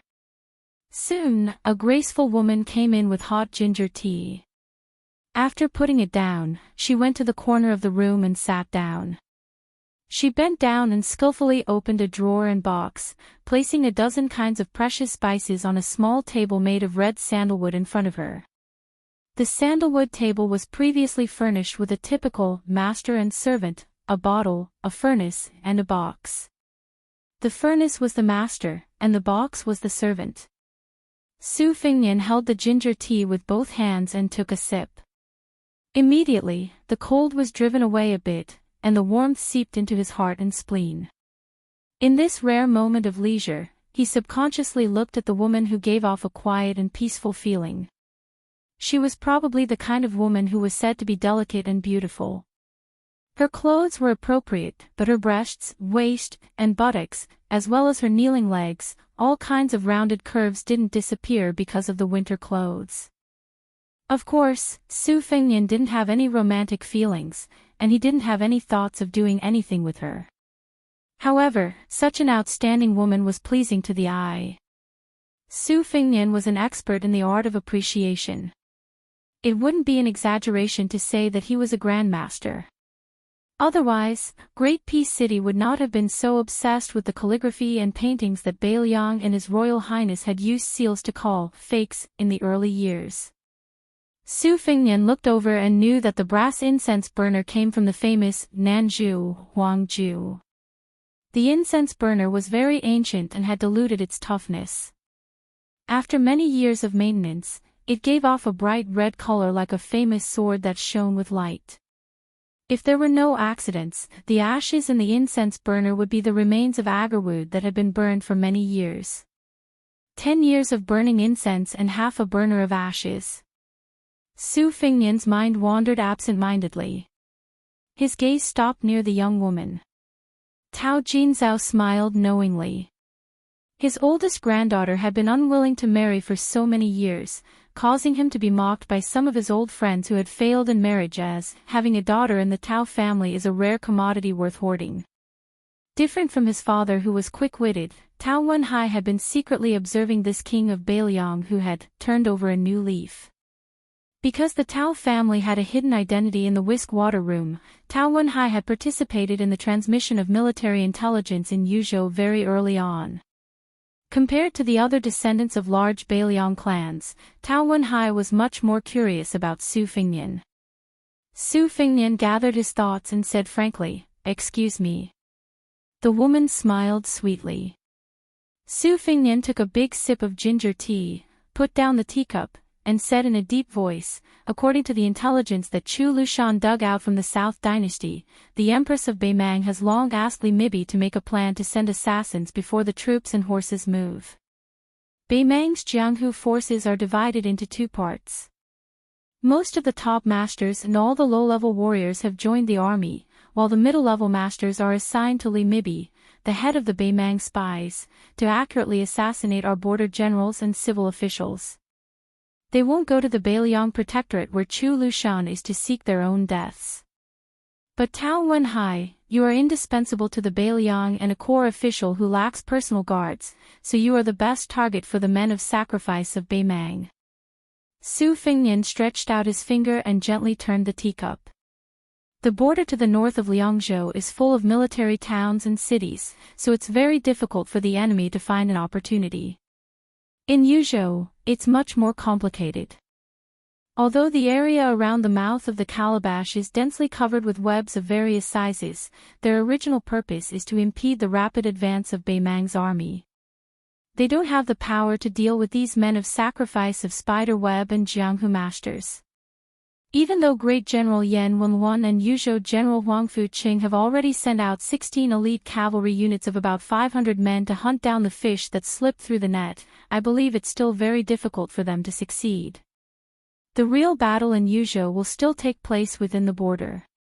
Therefore, the Peregrine Falcon Eagle Guard in Wutongan and Whisk Room will mainly focus on the border counties like Yinji County. However, even though the Peregrine Falcon Eagle Guard has already sent out all their forces, when the time comes, they are bound to be flustered. Tao Wenhai gently glanced at his father, Tao Jinzhao, who nodded. Only then did Tao Wenhai say, "Your Highness, what this lowly official is most worried about right now is that after Beimang enters the border, Beimang will scatter their troops. Each troop will be led by one or several top masters. Even if we have the Peregrine Falcon Eagle Guard secretly protecting us and sending out a message at the cost of his life before he died, our men of sacrifice in the vicinity will immediately rush to the battlefield to encircle and annihilate them. I'm afraid that the enemy has concealed their strength in the previous attack and has no intention of retreating after succeeding in one strike. At that time, we may instead suffer a second round of heavy casualties. By the time we come to our senses, we will have no choice but to gather several main forces to intercept them. Perhaps the enemy's other top forces will begin to quietly make their move again." At this point, Tao Wenhai seemed to want to say something but hesitated. Su Fingnian smiled and said, "There's no harm in speaking frankly."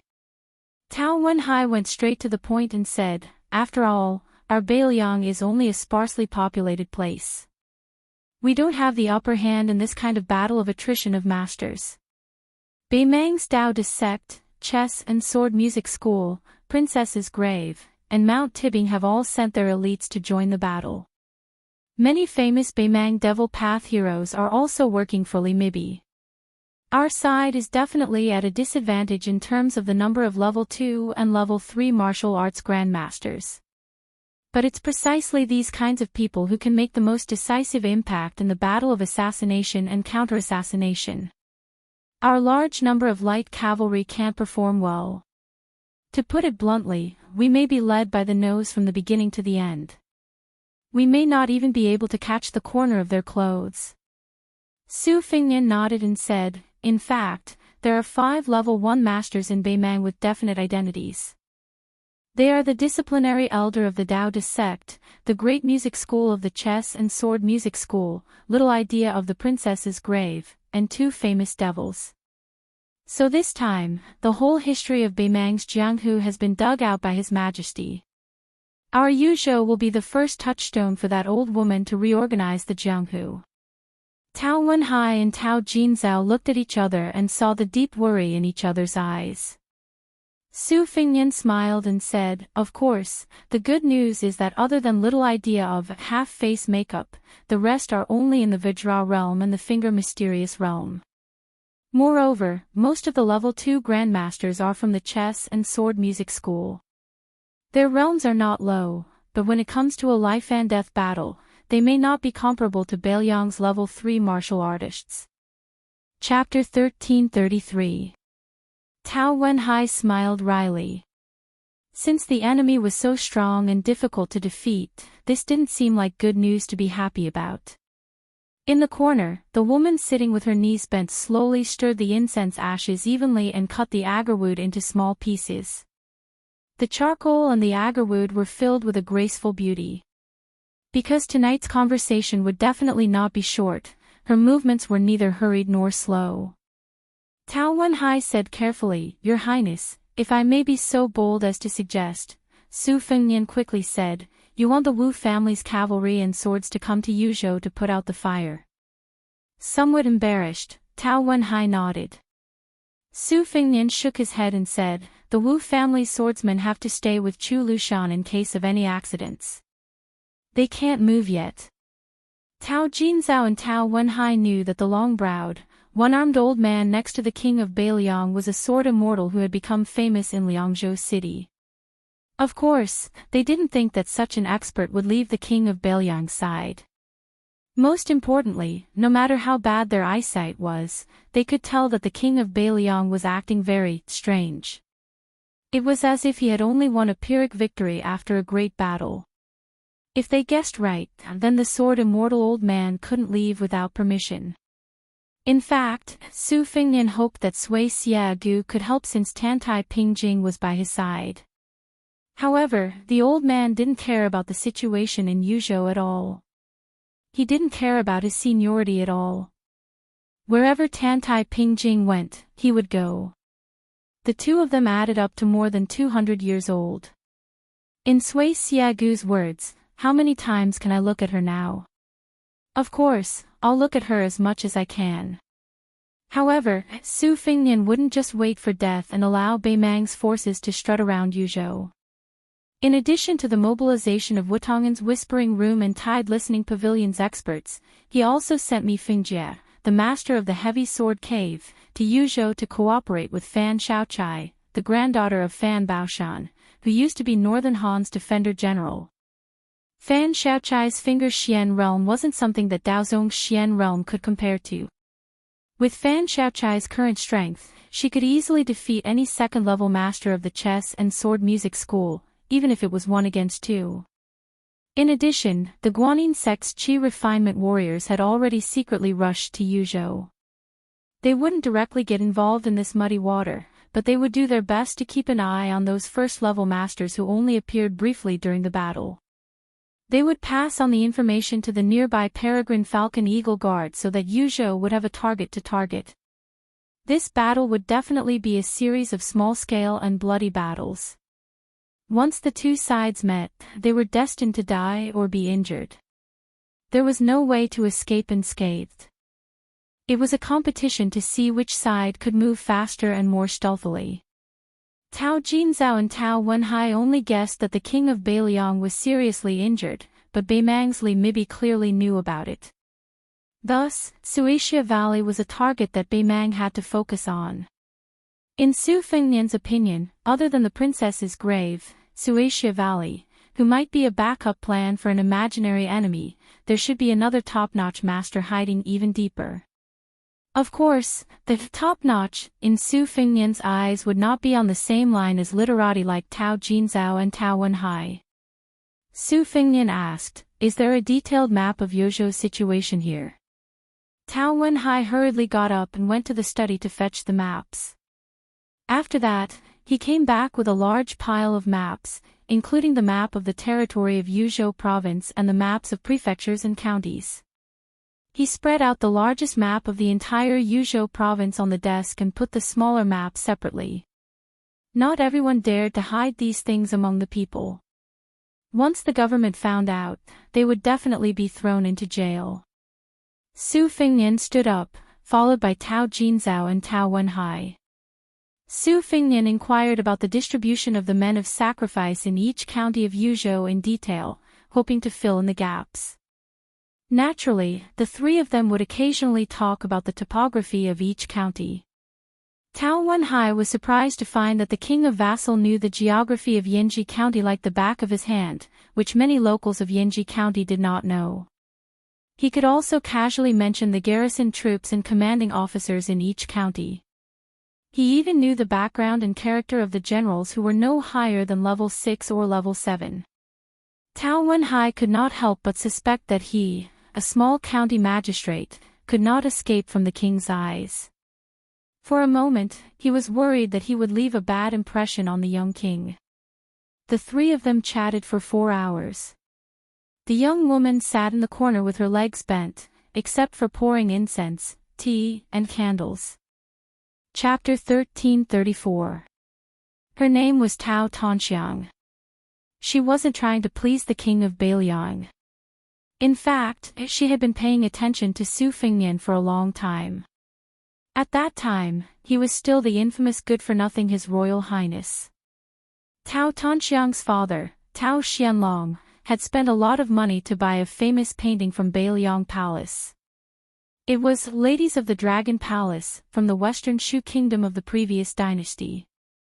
When she saw the two huge fakes, she was stunned. How could there be such a bastard in the world who would waste natural resources so recklessly? Every time these celebrities and refined scholars opened a scroll, they would look at it with a pilgrimage mentality. It would definitely be passed down from generation to generation. As long as it was well preserved, it might even be placed on a table to be admired 500 or even 1,000 years later. Wasn't this guy afraid that he would go down in history because of those two words? Later, she was a little angry. As long as it was a painting with His Royal Highness's seal, she would ask her father to buy it back at a high price. It was funny. At that time, Tao Xianlong, who was only a secondary 7th-rank official, spent a lot of money to buy fakes. Because of this, the governor of Yanji County, Hong Shandong, who was a righteous official, thought that this person was a talent. Especially when His Royal Highness became the king of Beiliang, Tao Xianlong was promoted again. Over time, Tao Tonxiang collected no less than 30 paintings with Su Fengnian's seal. Not all of them were fakes. For example, Su Fengnian's hastily written calligraphy was privately praised by collectors in the capital for being witty and interesting. There was also a concise and vivid phoenix portrait seal with rough words. The mother-son seal on loquat was even more memorable. So Tao Tonxiang slowly felt that she had known this man for a long time. She knew every news he had received from Liang Lake, from the capital's imperial court, and from Beiliang's officialdom over the years. She gently placed her hands on her knees and raised her head to look at the man who had never been domineering. Every time he frowned and every time he smiled warmly, she would carefully observe it as if she was collecting a treasure. After another 2 hours, Su Fengnian smiled and let the old Tao Jinzhao go to bed first. He continued to chat with Tao Wenhai by the light. Their topics were broader, and they were no longer limited to Yuzhou or even Beiliang. Instead, they included the politics and military of Liang and Beimang, as well as the local customs of the two dynasties. When the Tao family patriarch left, he went to his granddaughter, Tao Yanxiang, and asked her to make tea and prepare some pastries. Therefore, when they moved to the couch by the window to chat, she sat between the king of Beiliang and Uncle Tao Wenhai. It was a bit humorous. When the sky began to brighten, Tao Wenhai, who was in high spirits and didn't feel sleepy at all, still got up and bid farewell. He asked the king of Beiliang to allow Tao Tonxiang to stroll around the Tao residence with him. Su Fengnian smiled and nodded in agreement. The two of them strolled toward the Tao library. From beginning to end, the two of them were shoulder to shoulder apart and didn't give off the feeling of being neither close nor distant. Su Fengnian said apologetically, "Miss Tao, you've worked hard." She shook her head and said with a smile, "It's not hard at all. It's just that grandfather might be a bit disappointed, but I'm not disappointed.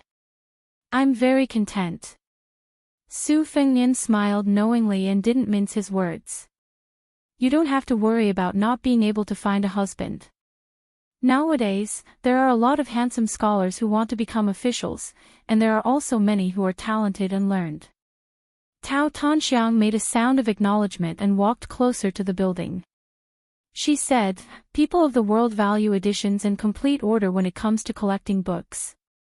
For example, there is a saying that one page is worth 100 taels of silver and a set is worth 1,000 taels of gold.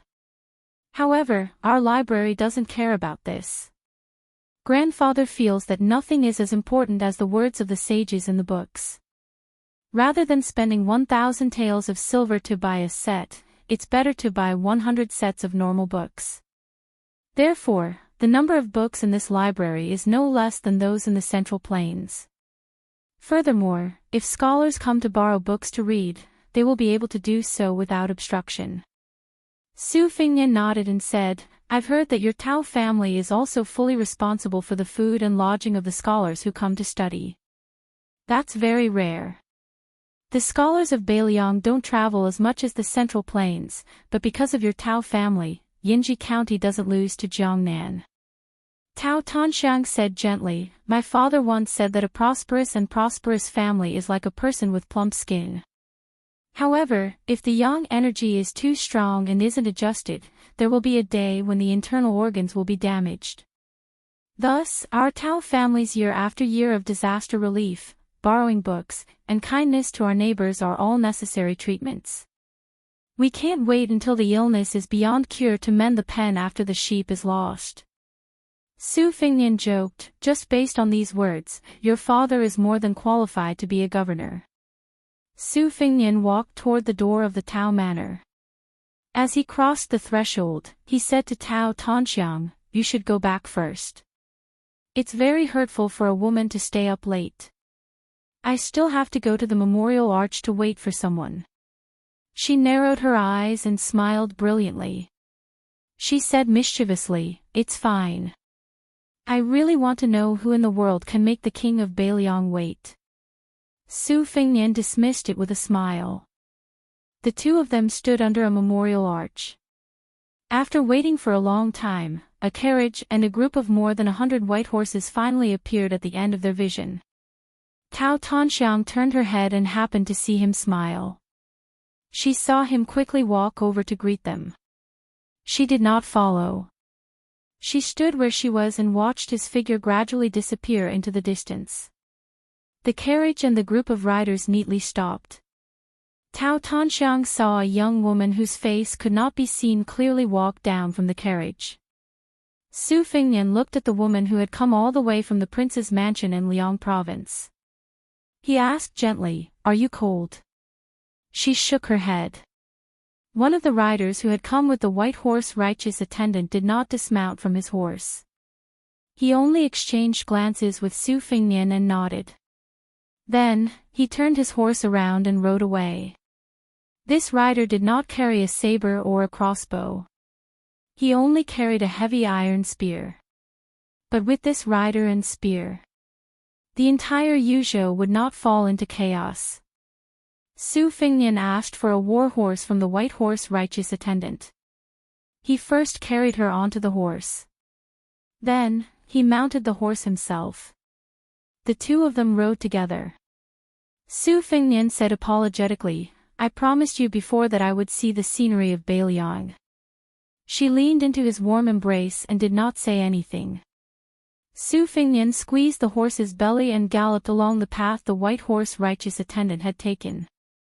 Other than the two of them and the horse, there was no one else around. Her face glowing, she raised her hands to her mouth and said with a childish smile, Su Fingnian takes Lu Qingyan and the white horse righteous attendant to Beiliang. The white horse righteous attendant to Beiliang. A thousandly swift wind. Chapter 1335. When Beimang's army was pressing on the border on three fronts, the Liang imperial court had not learned of this matter. Beiliang would not pass this military intelligence to the capital. Even if the capital heard of this, they would probably only breathe a sigh of relief. Barbarians killing barbarians, dogs biting dogs, it had nothing to do with them. It would be best if both sides were heavily injured. It would be a great thing to drive away bad luck for the Liang imperial court. On the straight official road outside the south gate of the capital, there were 4 people who didn't have passports. A couple with a child. The child was riding on the neck of the man with the sword. It was clear that they were a family of 3. Then there was an extra white-clothed person beside them. This white-clothed person gave people a vague feeling. In terms of appearance, he was not outstanding. He did not have the beauty of a woman, nor was he as handsome as a man. The people nearby did not dare to look at this person. They only glanced at him. But when they thought about it, he should have left some impression. But they did not have the courage to look again. As for the inconspicuous family of three, they were naturally ignored. The man holding his child's legs looked at the city walls of Great Peace City and sighed. In the world, this is probably the only city that can make things difficult for me. I want to go in, but I'm afraid of causing trouble. The three of us do not have proper identities in Liang, and we can't really force our way in. It's also not appropriate to sneak in at night. At the time, there was a person surnamed Xia in the city. He was not my match in fighting, but it was easy for him to find me. I wanted to take my wife and daughter into play, not to go in and kill everyone. For this kind of thing, it would be better if I was 20 years younger. The white-clothed person laughed coldly. Didn't Hong Shixiang do it? The man said helplessly, aren't you comparing me to Ancestor Liu? The white-clothed person said calmly, in terms of those unclear identities, would you lose? Even in terms of martial talent in this life, you would not lose. In the end, you fell to a state worse than Tuoba Bodhisattva. The man had a smug look on his face as if he had nothing to say to her. His wife quickly smoothed things over and said with a smile, my husband was born lazy. Actually, isn't it pretty good? He doesn't have to fight with others for no reason. It's also peaceful. The man nodded in agreement. That's right. The child rested her chin on her father's head and nodded along with him. Although she didn't understand anything, she still cheered, that's right, that's right. The white-robed person gazed at Great Peace City. Over the past 800 years, from the Great Qin dynasty to Liang, apart from the most majestic city in the world in front of her, she had been to almost every capital city. The child suddenly said, Father, didn't Mother say before that there was a guy who liked to wear green clothes who often went to the city? Why do you have a headache? Father, it doesn't matter if you can't defeat my future master, but you can at least fight for the second or third place in the world, right? The man rubbed his chin and said seriously, that's true. The woman pinched him hard on the waist. Just as the man was about to speak, he found that the person he had been traveling with had turned and left. He really was as lazy as his wife had said. He couldn't be bothered to use his brain to think of the reason, but he couldn't help but complain. Aren't your identities as the great demon Luo Yang a mess? Do you have the right to criticize me? The white-robed person was Luo Yang. He was the person who had run from Beimang to Liyang and found his wife. Then because his wife said that swordsmen were the most natural, he found a sword and pretended to be a swordsman. He had a precious daughter and met Luo Yang and Tuoba Bodhisattva at the foot of Mount Hui. If this was in Beimang, his fame would be great. Beimang had 5 large sections. The sect he belonged to was one of them, and he was the only member of the sect. The only one in the world. One person, one sect. Of course, he knew that he was very talented in martial arts, but he had never pursued anything like becoming the first in the world. It was like his wife wasn't that beautiful, but he fell in love with her at first sight. There were always some things in the world that didn't have a reason. His only pursuit was to be unrestrained. When he was young, he had his own freedom. After he met his wife and had a child, he had the freedom of a family of 3. As for what freedom was, he didn't want to think about it. Looking at the majestic city, he could clearly feel the flow of fate. Presumably, after the new emperor of Liyang ascended the throne, because Han Xingxian, Master Lu Hao, and the one surnamed Xia were all dead, he was afraid that he would be beheaded after wearing the dragon robe and sitting on the dragon throne for a few days. Therefore, he set up layers upon layers of murky traps. This was reasonable. With the Liyang dynasty's thriving national strength, they wouldn't be completely helpless against a single top martial artist. His daughter suddenly whispered, Father, I want to eat leek pancakes.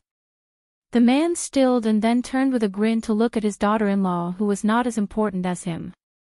The woman stepped on his foot. Idiot! What are you practicing martial arts for? Can't your daughter eat a pancake? She quickly added, it's not like we don't pay. The man who had received the imperial decree nodded and smiled. All right. He freed a hand to hold his wife and said softly, daughter, hold tight. In an instant, all the first-grade experts in Great Peace City, both on the surface and under the surface, felt a great presence. The northern sect's dragon rising chi refinement warriors were panicking like headless flies. The man raised a smiling face. What was freedom? At least at this time, he knew the answer. Freedom. That was when his daughter said she wanted to eat pancakes, even if the entire Great Peace City wanted to stop her, they could not stop him. Huyen Grand Monastery. There was a flash of light on the road like a rainbow falling into Great Peace City. Great Peace City did have the saying of late autumn cabbage and spring leeks. These two things, whether it was the officials, the nobles, or the common people, every family could afford to eat them and liked to eat them. The people of Jing liked to use leeks to eat spring. It was the best season. Eating a bite of the spicy and fresh green leeks could expel the foul energy that had accumulated in the organs all winter out of the stomach. In the Zhao family manor, which was the largest building in the capital, the burps of many officials emitted the smell of leeks, not to mention the farts that came out from under the buttocks of some officials. It really made people frown, but soon they smiled. On Zhao Jiaoying's side, there was the Hanlin Academy, which had always been noble and aloof. There were also the two big yamens of the two provinces under the Hall of Governmental Affairs, which used to be deserted but now slightly lively. However, the most boisterous ones were the yamens of the 6 ministries of Shangshu province. The Ministry of War had always been the most important place among the 6 ministries of external court. Even after the Prime Minister Yin Maochen replaced Zhao Yuling as the Minister of Personnel Affairs, he could not change the situation. Unlike the other 5 great generals, who had their fates changed every few years, the Ministry of War had only had 3 people who had been in that position since the first year of Yonghui to the second year of Xiangfu. They were the great pillar state Gu Jiantang, the king of Shu Qin Jibao, and the current Tangxi sword deity Lu Baijie. The latter two had only been in that position for less than 2 years. Without a doubt, the Ministry of War had always been the fengshui treasure land that the new Jinshi wanted to have the most. So much so that last year, Gao Tingshu, who had been the second place of the imperial exam, admitted that he would rather be the head of the Department of Martial Selection and Purging officials than go to the Ministry of Rights to be the most easily promoted minister-counselor of the Department of Rights. One had to know that the Minister of Rights, Bai Guo, was present in the main hall at the time. Minister Bai was so angry that he laughed and kicked the other minister, Lu Baijie. Rumor had it that Bai Guo was transferred to the Minister of Revenue. One day, he met the new second place in the imperial court. The Minister of Rights teased him, "Fortunately, I didn't take up a post in the Ministry of Appointments. Otherwise, you would be sitting on the cold bench in the Ministry of War for 10 or 20 years. Today, the unusually busy Ministry of War had a somewhat unexpected guest. Everyone in the Ministry of War, whether they were walking outside or sitting inside, either stopped and saluted when they saw him or stood up solemnly. Everyone looked excited. It was not much different from meeting the Emperor alone. It was very simple. It was because this person was Gu Jiantang, the youngest warrior of the 4 great generals of the spring and autumn period, the former master of the Ministry of War, Gu Lu. As a general, Su Shao, who was also a famous general of the spring and autumn period, had already died of old age. Gu Jiantang could not even be considered old. As an official, Zhang Lu, who had been in conflict with Gu Lu for more than 10 years, had already collapsed. Zhang Julu had died a miserable death. Gu Jiantang, on the other hand, was the only super first-rank pillar of the Liang imperial court. He held the power of 300,000 soldiers and horses at the northern border. Gu Jiantang walked alone into the large room of the old Zhang Lu. Without needing him to say anything, a large group of arrogant officials in the 6 ministries stood up and saluted, then quickly sat down and continued with their work. This was the cold and hard temperament that Gu Jiantang had left for the Ministry of War. You can be arrogant and despotic in your conduct, but you must be swift and decisive in your work. You must not be sloppy. Unlike the other 5 ministers and assistant ministers who each had their own room, the 3 main and assistant ministers of the Ministry of War all worked in the same room. The minister's desk was placed at the far left of the room, while the left and right assistant ministers' desks were placed at the far right.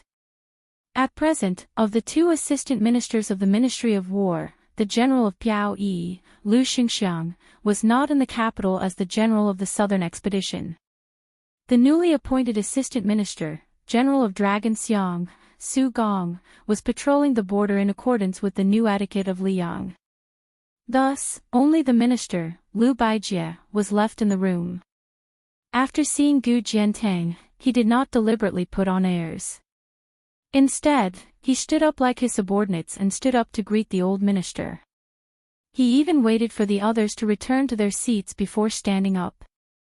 This was not only because Lu Baijie's official patch with a second-rank lion embroidered on his chest was slightly inferior to Gu Jiantang's first-rank qilin. It was also because Lu Baijie had undisguised respect for the senior of the Ministry of War, Gu Jiantang. Lu Baijie walked around the table to Gu Jiantang's side and said with a smile, "General, sit down and have a cup of tea." Chapter 1336. Gu Jiantang nodded. Lu Baijie took the lead and walked to the 2 empty tables on the far right side of the room.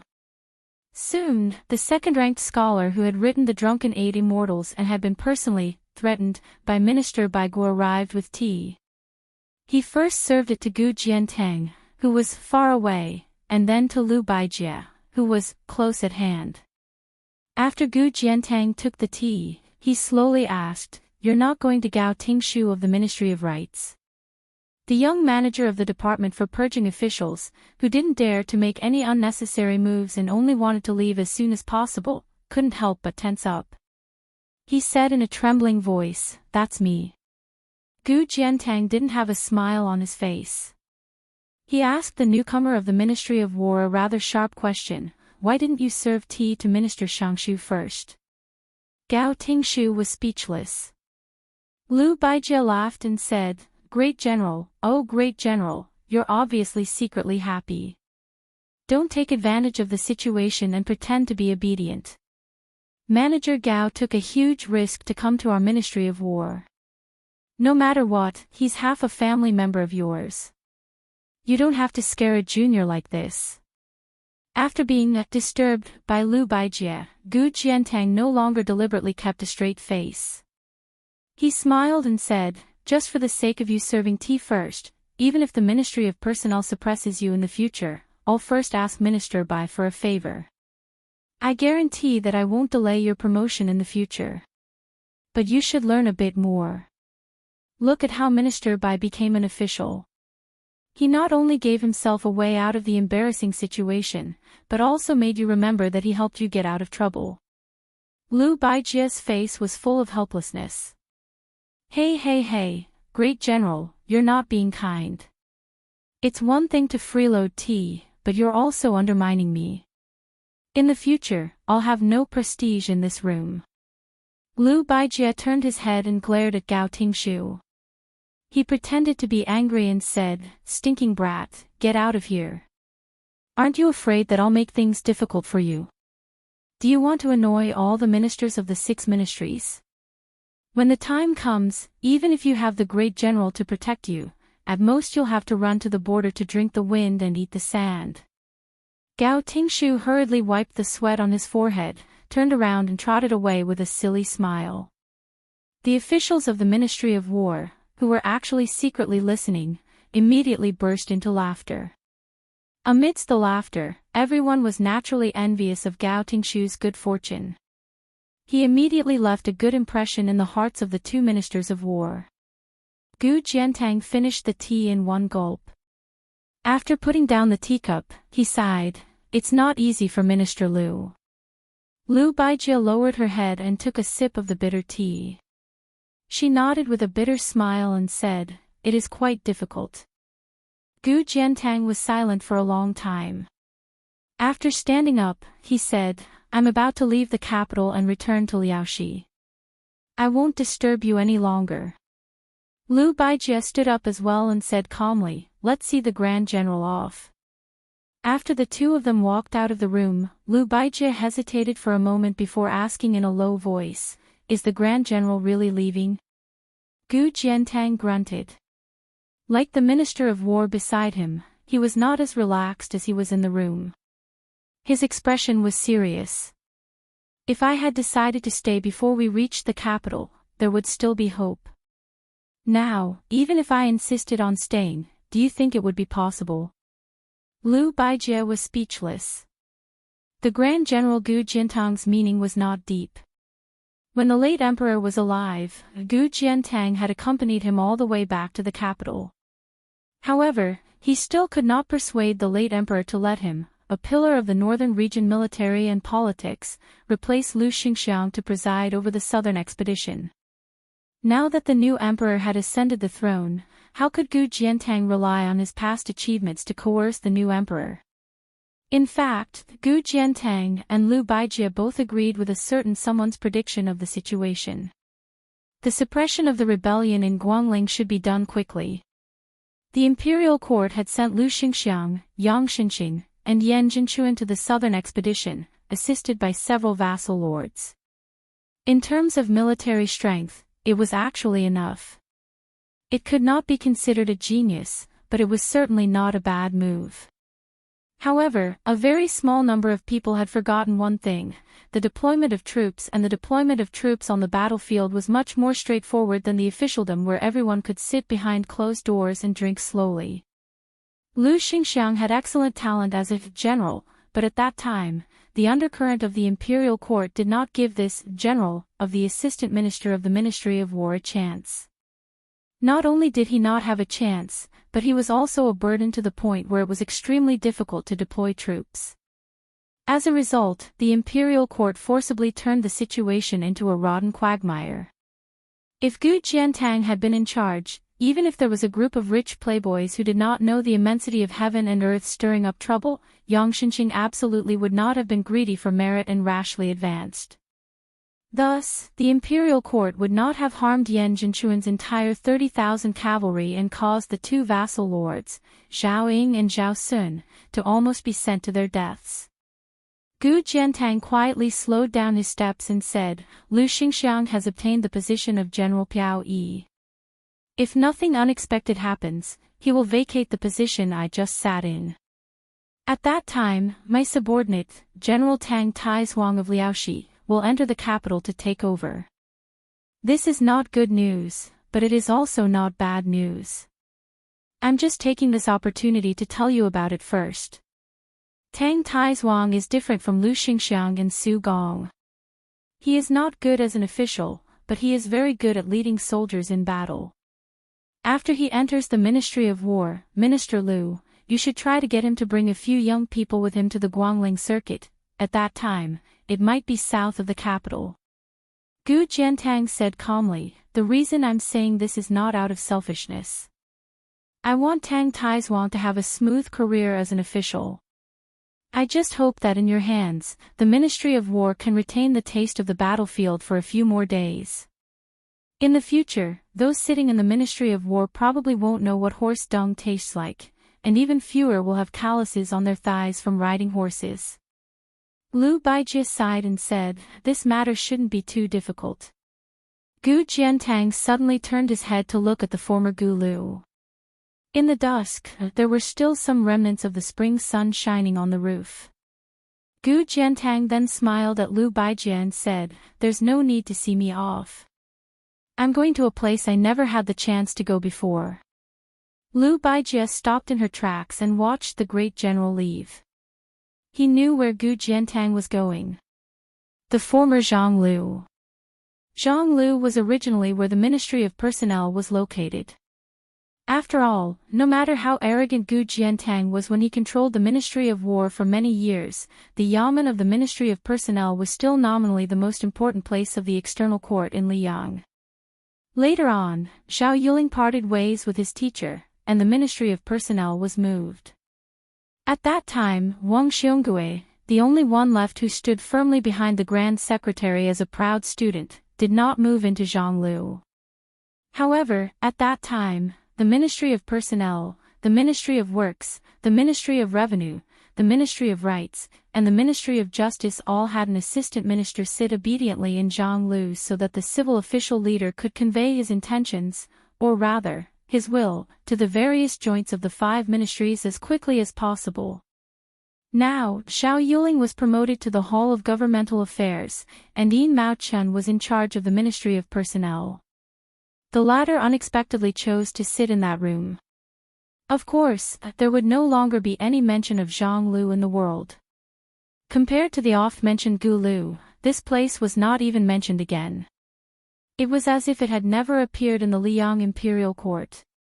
Gu Jiantang walked to that place and looked there. Under the curtain of night, compared to Gulu, there was not even a trace of afterglow there. On his return to the capital, that night, the emperor, who had not yet been called the previous emperor, stood in the imperial prison. That was the last time Gu Jiantang saw that person and passed on his last words. That person was separated from him by the iron fence, but he did not say even half a word of his last words. He only waved his hand at Gu Jiantang. Gu Jiantang gathered his thoughts. He did not look at the important members of the Ministry of Personnel who rushed out of the room and down the steps to welcome him. He also did not look at the Prime Minister, Yin Maochen, who had stopped at the door. Gu Jiantang turned and strode away. An additional person had silently appeared in the capital. Logically speaking, let alone an additional person in the most virtuous place in the world, even an additional 1,000 people would be like a drop of water. However, no one could underestimate this sinful guest. King of Jing'an, Zhao Sun, the youngest vassal of the Liang dynasty with the surname of Zhao. From the time Zhao Sun was summoned to the moment Zhao Sun entered the capital, the Ministry of Rights had not been able to interfere. Everything had been handled by the imperial clan court. There were no walls in the capital that did not let in the wind. Small news had already begun to spread rapidly in the higher levels of officialdom. However, no one knew whether Zhao Sun's trip to Great Peace City was a blessing or a curse.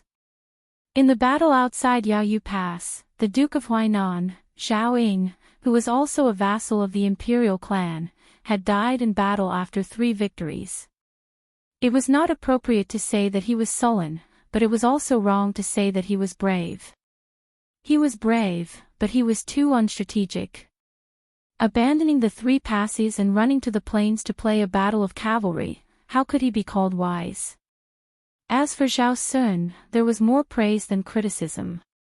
After all, this king of Jing'an had gone to save the Duke of Huainan and had almost been killed by the cavalry of the West Chu rebel army.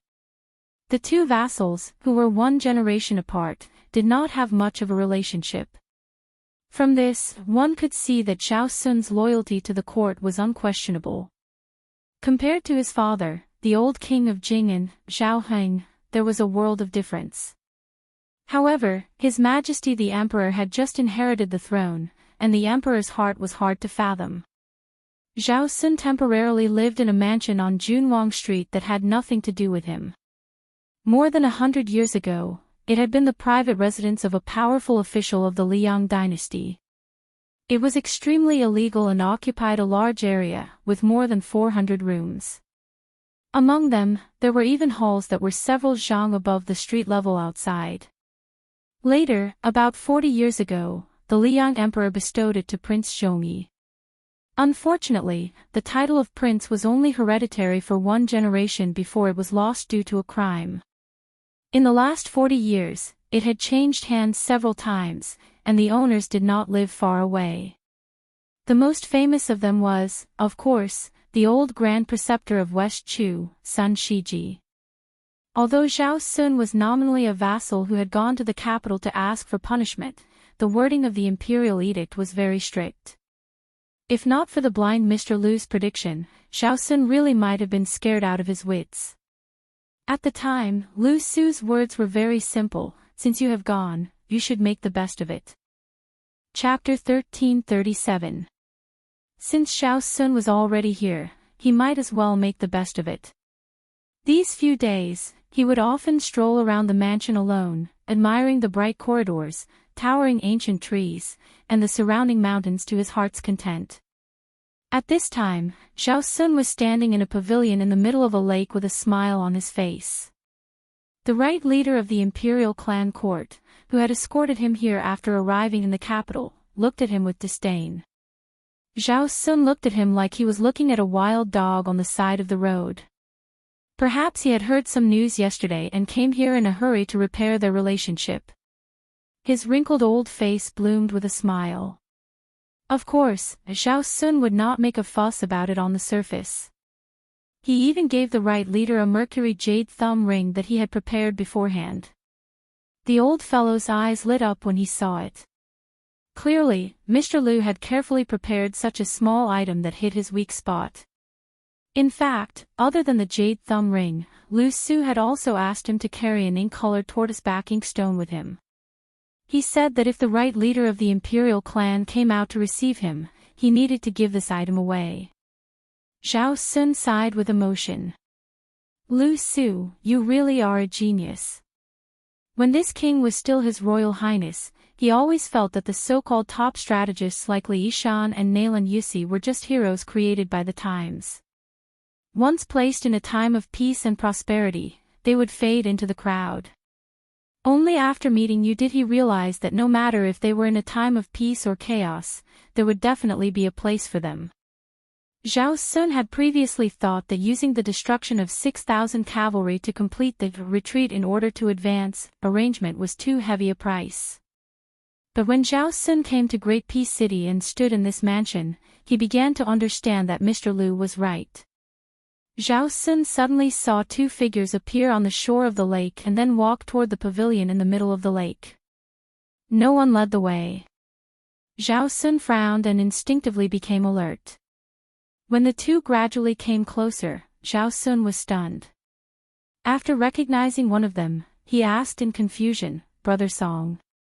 The young phoenix of the Song clan, Song Kelly. The last time he came to the capital, Xiao Sun had a brief encounter with Song Kelly.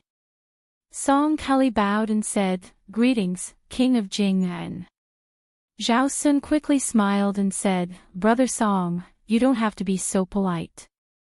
Song Kelly looked relaxed, and he was neither arrogant nor impatient. He didn't show the slightest sign of depression due to the decline of his family. Moreover, he and the gray-haired Confucian came to visit together, which made Xiao Sun very hesitant. Song Kelly said softly, "This is Mr. Yuan. Sun Shiji and the others from West Chu are just Mr. Yuan's guests." Xiao Sun wasn't stupid.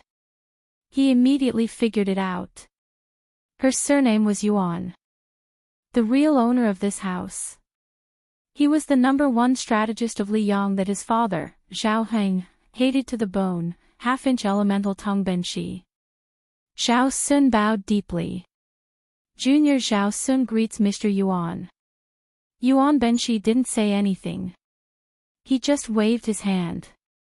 Song Kelly smiled and said, "I'm here to tell you that you can leave the capital and return to Qingzhou soon." Before Xiao Sun could react, Song Kelly's words of "very soon" came true very soon. A eunuch from the ceremony directorate, dressed in a bright red robe, held the imperial edict and walked towards the three of them.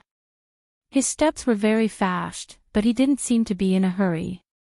The old eunuch holding the imperial edict nodded slightly when he saw Yuan Benshi. He then read the edict to the king of Jing'an, Xiao Sun. Xiao Sun naturally had to kneel. Song Kelly also took a step back and knelt to listen. Only Yuan Benshi was facing the lake and turned a deaf ear to it. The head eunuch, who was one of the top 3 eunuchs in the world, didn't show the slightest change in expression. After receiving the imperial edict, Xiao Sun had to leave the capital quickly. Plus, without Lu Su's plan, he didn't know how to talk to the emperor of Liyang. He was afraid of making a fool of himself, so he took the opportunity to leave the pavilion. After Xiao Sun and the head eunuch left, Yuan Benshi asked, "What do you think this eunuch from the ceremony directorate will be asked when he returns to the palace?" Song Kelly shook his head. Yuan Benshi smiled and said, "The emperor won't care about the king of Jing'an. He will ask Yuan Benshi if he is respectful when he sees the imperial edict." Song Kelly didn't know whether to laugh or cry. Yuan Benshi calmly said, "Previously I advised the late emperor that if Prince Jing'an, Zhao Sun, had the intention of concealing his strength during the Jingnan campaign, I would issue an edict to have him enter the capital, remove his title of nobility, and demote him to a commoner. If he failed despite all his efforts, he would be allowed to keep his title, but he would have to live in Great Peace City for a year or two." The late emperor took this matter to heart, but it's not that the current son of heaven doesn't care. However, to the son of heaven, Zhao Sun is just an ordinary vassal king. The son of heaven wants to use this opportunity to imitate the way the late emperor dealt with Zhang Julu. He wants to test the waters and nibble away at him bit by bit. Song Kelly said in a small voice, "That's too hasty." Yuan Benshi didn't express his opinion.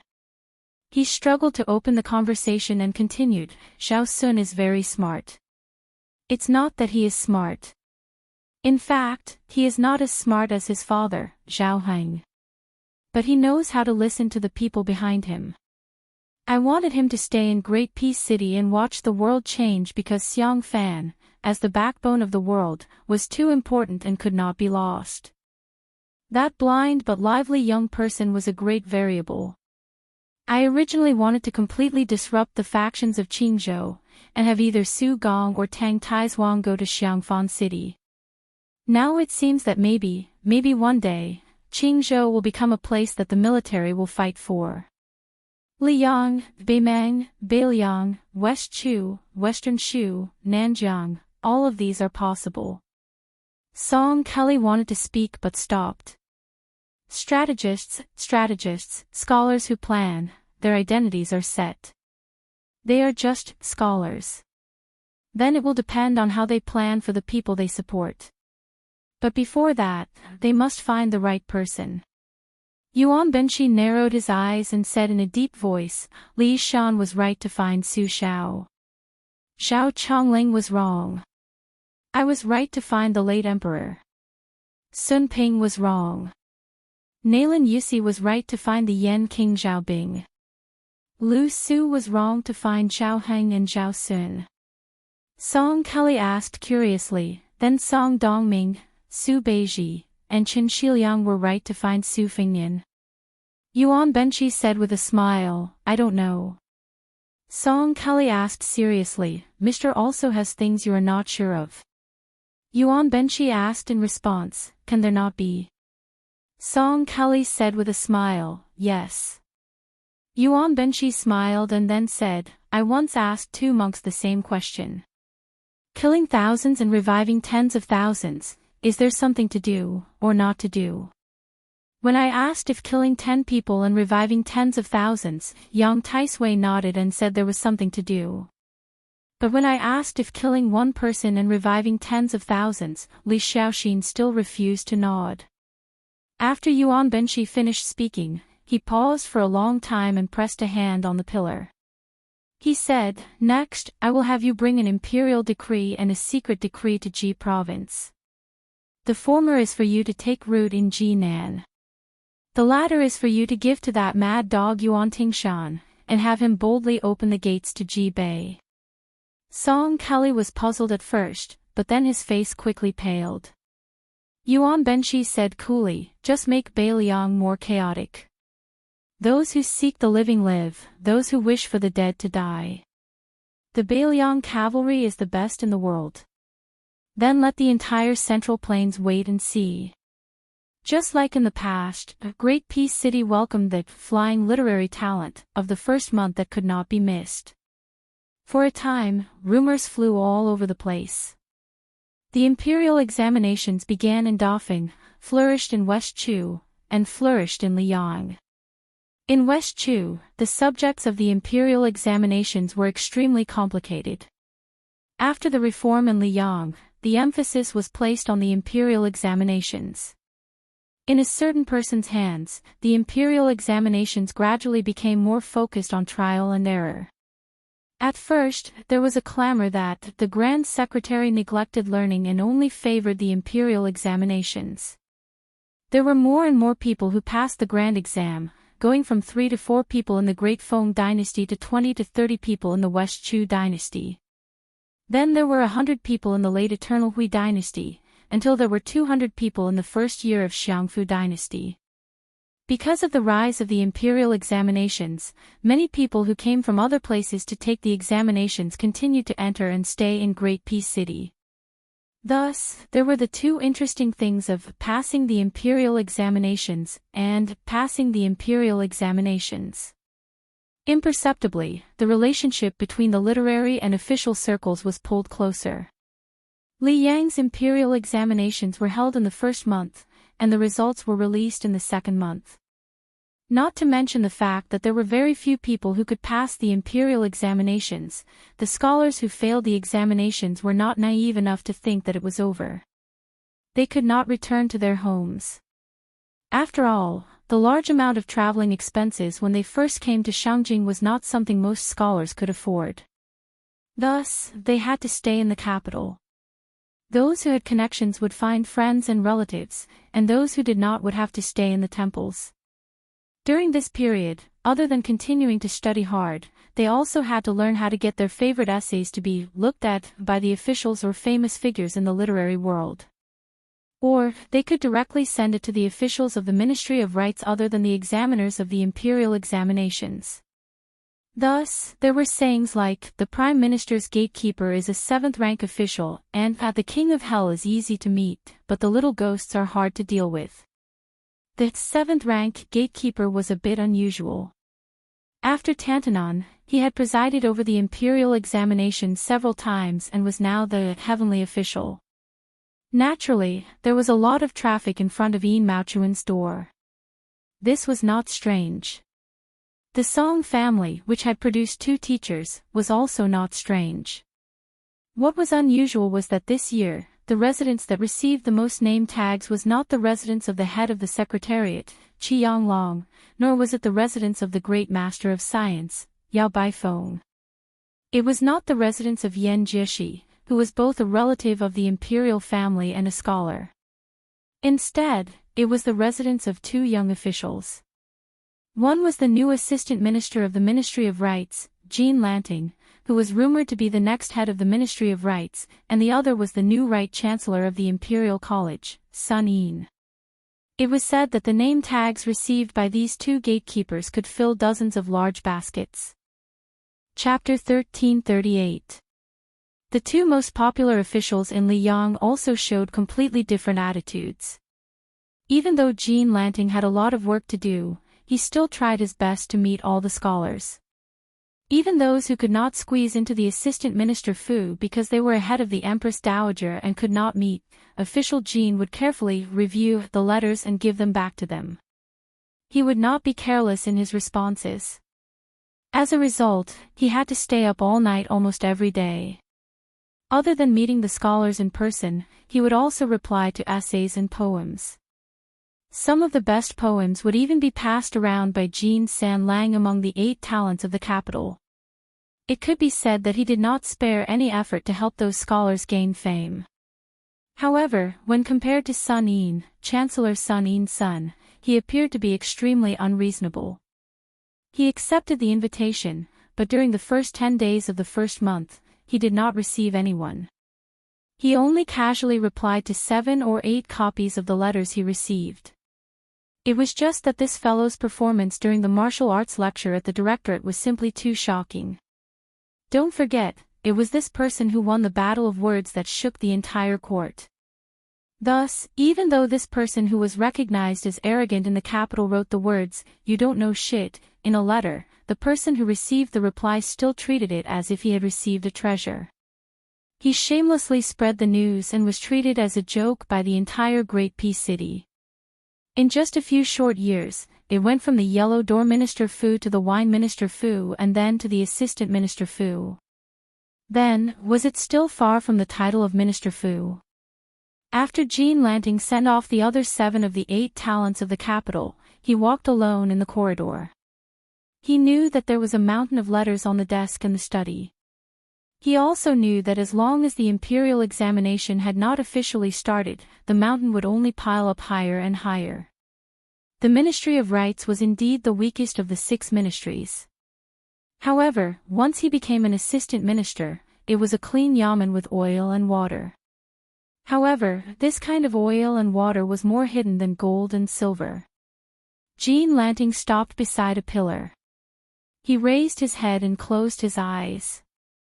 His face was filled with intoxication as he took a deep breath. Great Peace City, how can I, Jean San Lang, not be proud of my success? After a long time, Jean Lanting opened his eyes. His gaze was burning. He said in a voice that only he could hear, Minister Fu, I will do better than you. The small house that Sun Yin currently lived in was rented. When he first rented it, he was only a small official in the province. The rent was lowered to 10 taels of silver every 3 months after Sun Yin racked his lips with the rich merchant. After Sun Yin's reputation rose, Fu Jia eagerly ran to Sun Yin's door and said that he wanted to give the house to the right chancellor. Sun Yin didn't agree and only changed the payment from once every 3 months to once every year. Today, Sun Yin wanted to go out. Through the crack in the door, he saw that there were still a dozen or so people waiting outside. Sun Yin turned and left through the back door. In the end, he was still stopped by a shabbily dressed young scholar. Sun Yin's path was blocked. The scholar introduced himself with a thick Old Western Shu accent. Then, he bent over and handed over a stack of things with both hands. It could be many poems, or it could be a long essay. The scholar's face turned red. He mumbled something. It was clear that he had sent the examination to the assistant minister's manor. Most of the time, he had been examined by Jean San Lang. It was also certain that Jean Lanting had only given him a dull and tasteless greeting. That was why he came to Sun Yin's place to try his luck. Sun Yin fumbled around and took out a handful of silver. He opened his palm and asked, I haven't taken a fancy to anyone in the past 10 years. The things in your hands will most likely be mine. I can't even be bothered to scold you. The high officials in the capital all cherish their reputation. When they meet someone like you, they will at most pinch their noses and give you some money to send you off. Then, do you want me to give you the silver so you can quickly pay back the rent you owe me and have a few good meals? Or do you want me to look at your things? The scholar from Shishu who had an average appearance and temperament shook his head and said, I don't want money. I only want Lord Chancellor to look at my poems seriously. Sun Yin took back the silver. He took the stack of poems with neat handwriting. His left hand pinched a corner and his right hand casually flipped through 7 to 8 pages. Soon, he was about to hand it over to the scholar whose hands were full of frostbite. However, when the latter's hands were about to grab the poems, Sun Yin let go first. The poems immediately fell to the ground. Sun Yin looked at the scholar who had a stunned expression. He didn't know why, but he took out a small piece of silver. He casually threw it on the ground. When he brushed past the scholar, he sneered, I won't pick up that piece of silver. To me, it is not worth mentioning. Your poem should be the same to you, because it's too worthless. Sun Yin swaggered off just like that. After walking far away, Sun Yin turned his head to look at that person. The scholar who was wearing thin clothes was squatting on the ground, picking up the poems page by page. Sun Yin even saw that person raise his arm to wipe his face. Sun Yin sighed and slowly walked towards a mansion that wasn't too far away. When he arrived, the gatekeeper who was known to be extremely difficult to serve in the capital didn't stop him at all. He even revealed a very sincere smile. This was obviously not as simple as Sun Yin being the second in command of the Imperial College. Without needing anyone to lead the way, he found Tantanon who was eating peanuts and drinking wine in the study room. Sun Yin didn't say anything and just minded his own business and drank his wine. Huan Wen smiled and said, Sephora flowers are yellow, scholars are busy. When spring turns green, it means you are busy. Just get used to it. When you reach my age, you won't be busy anymore.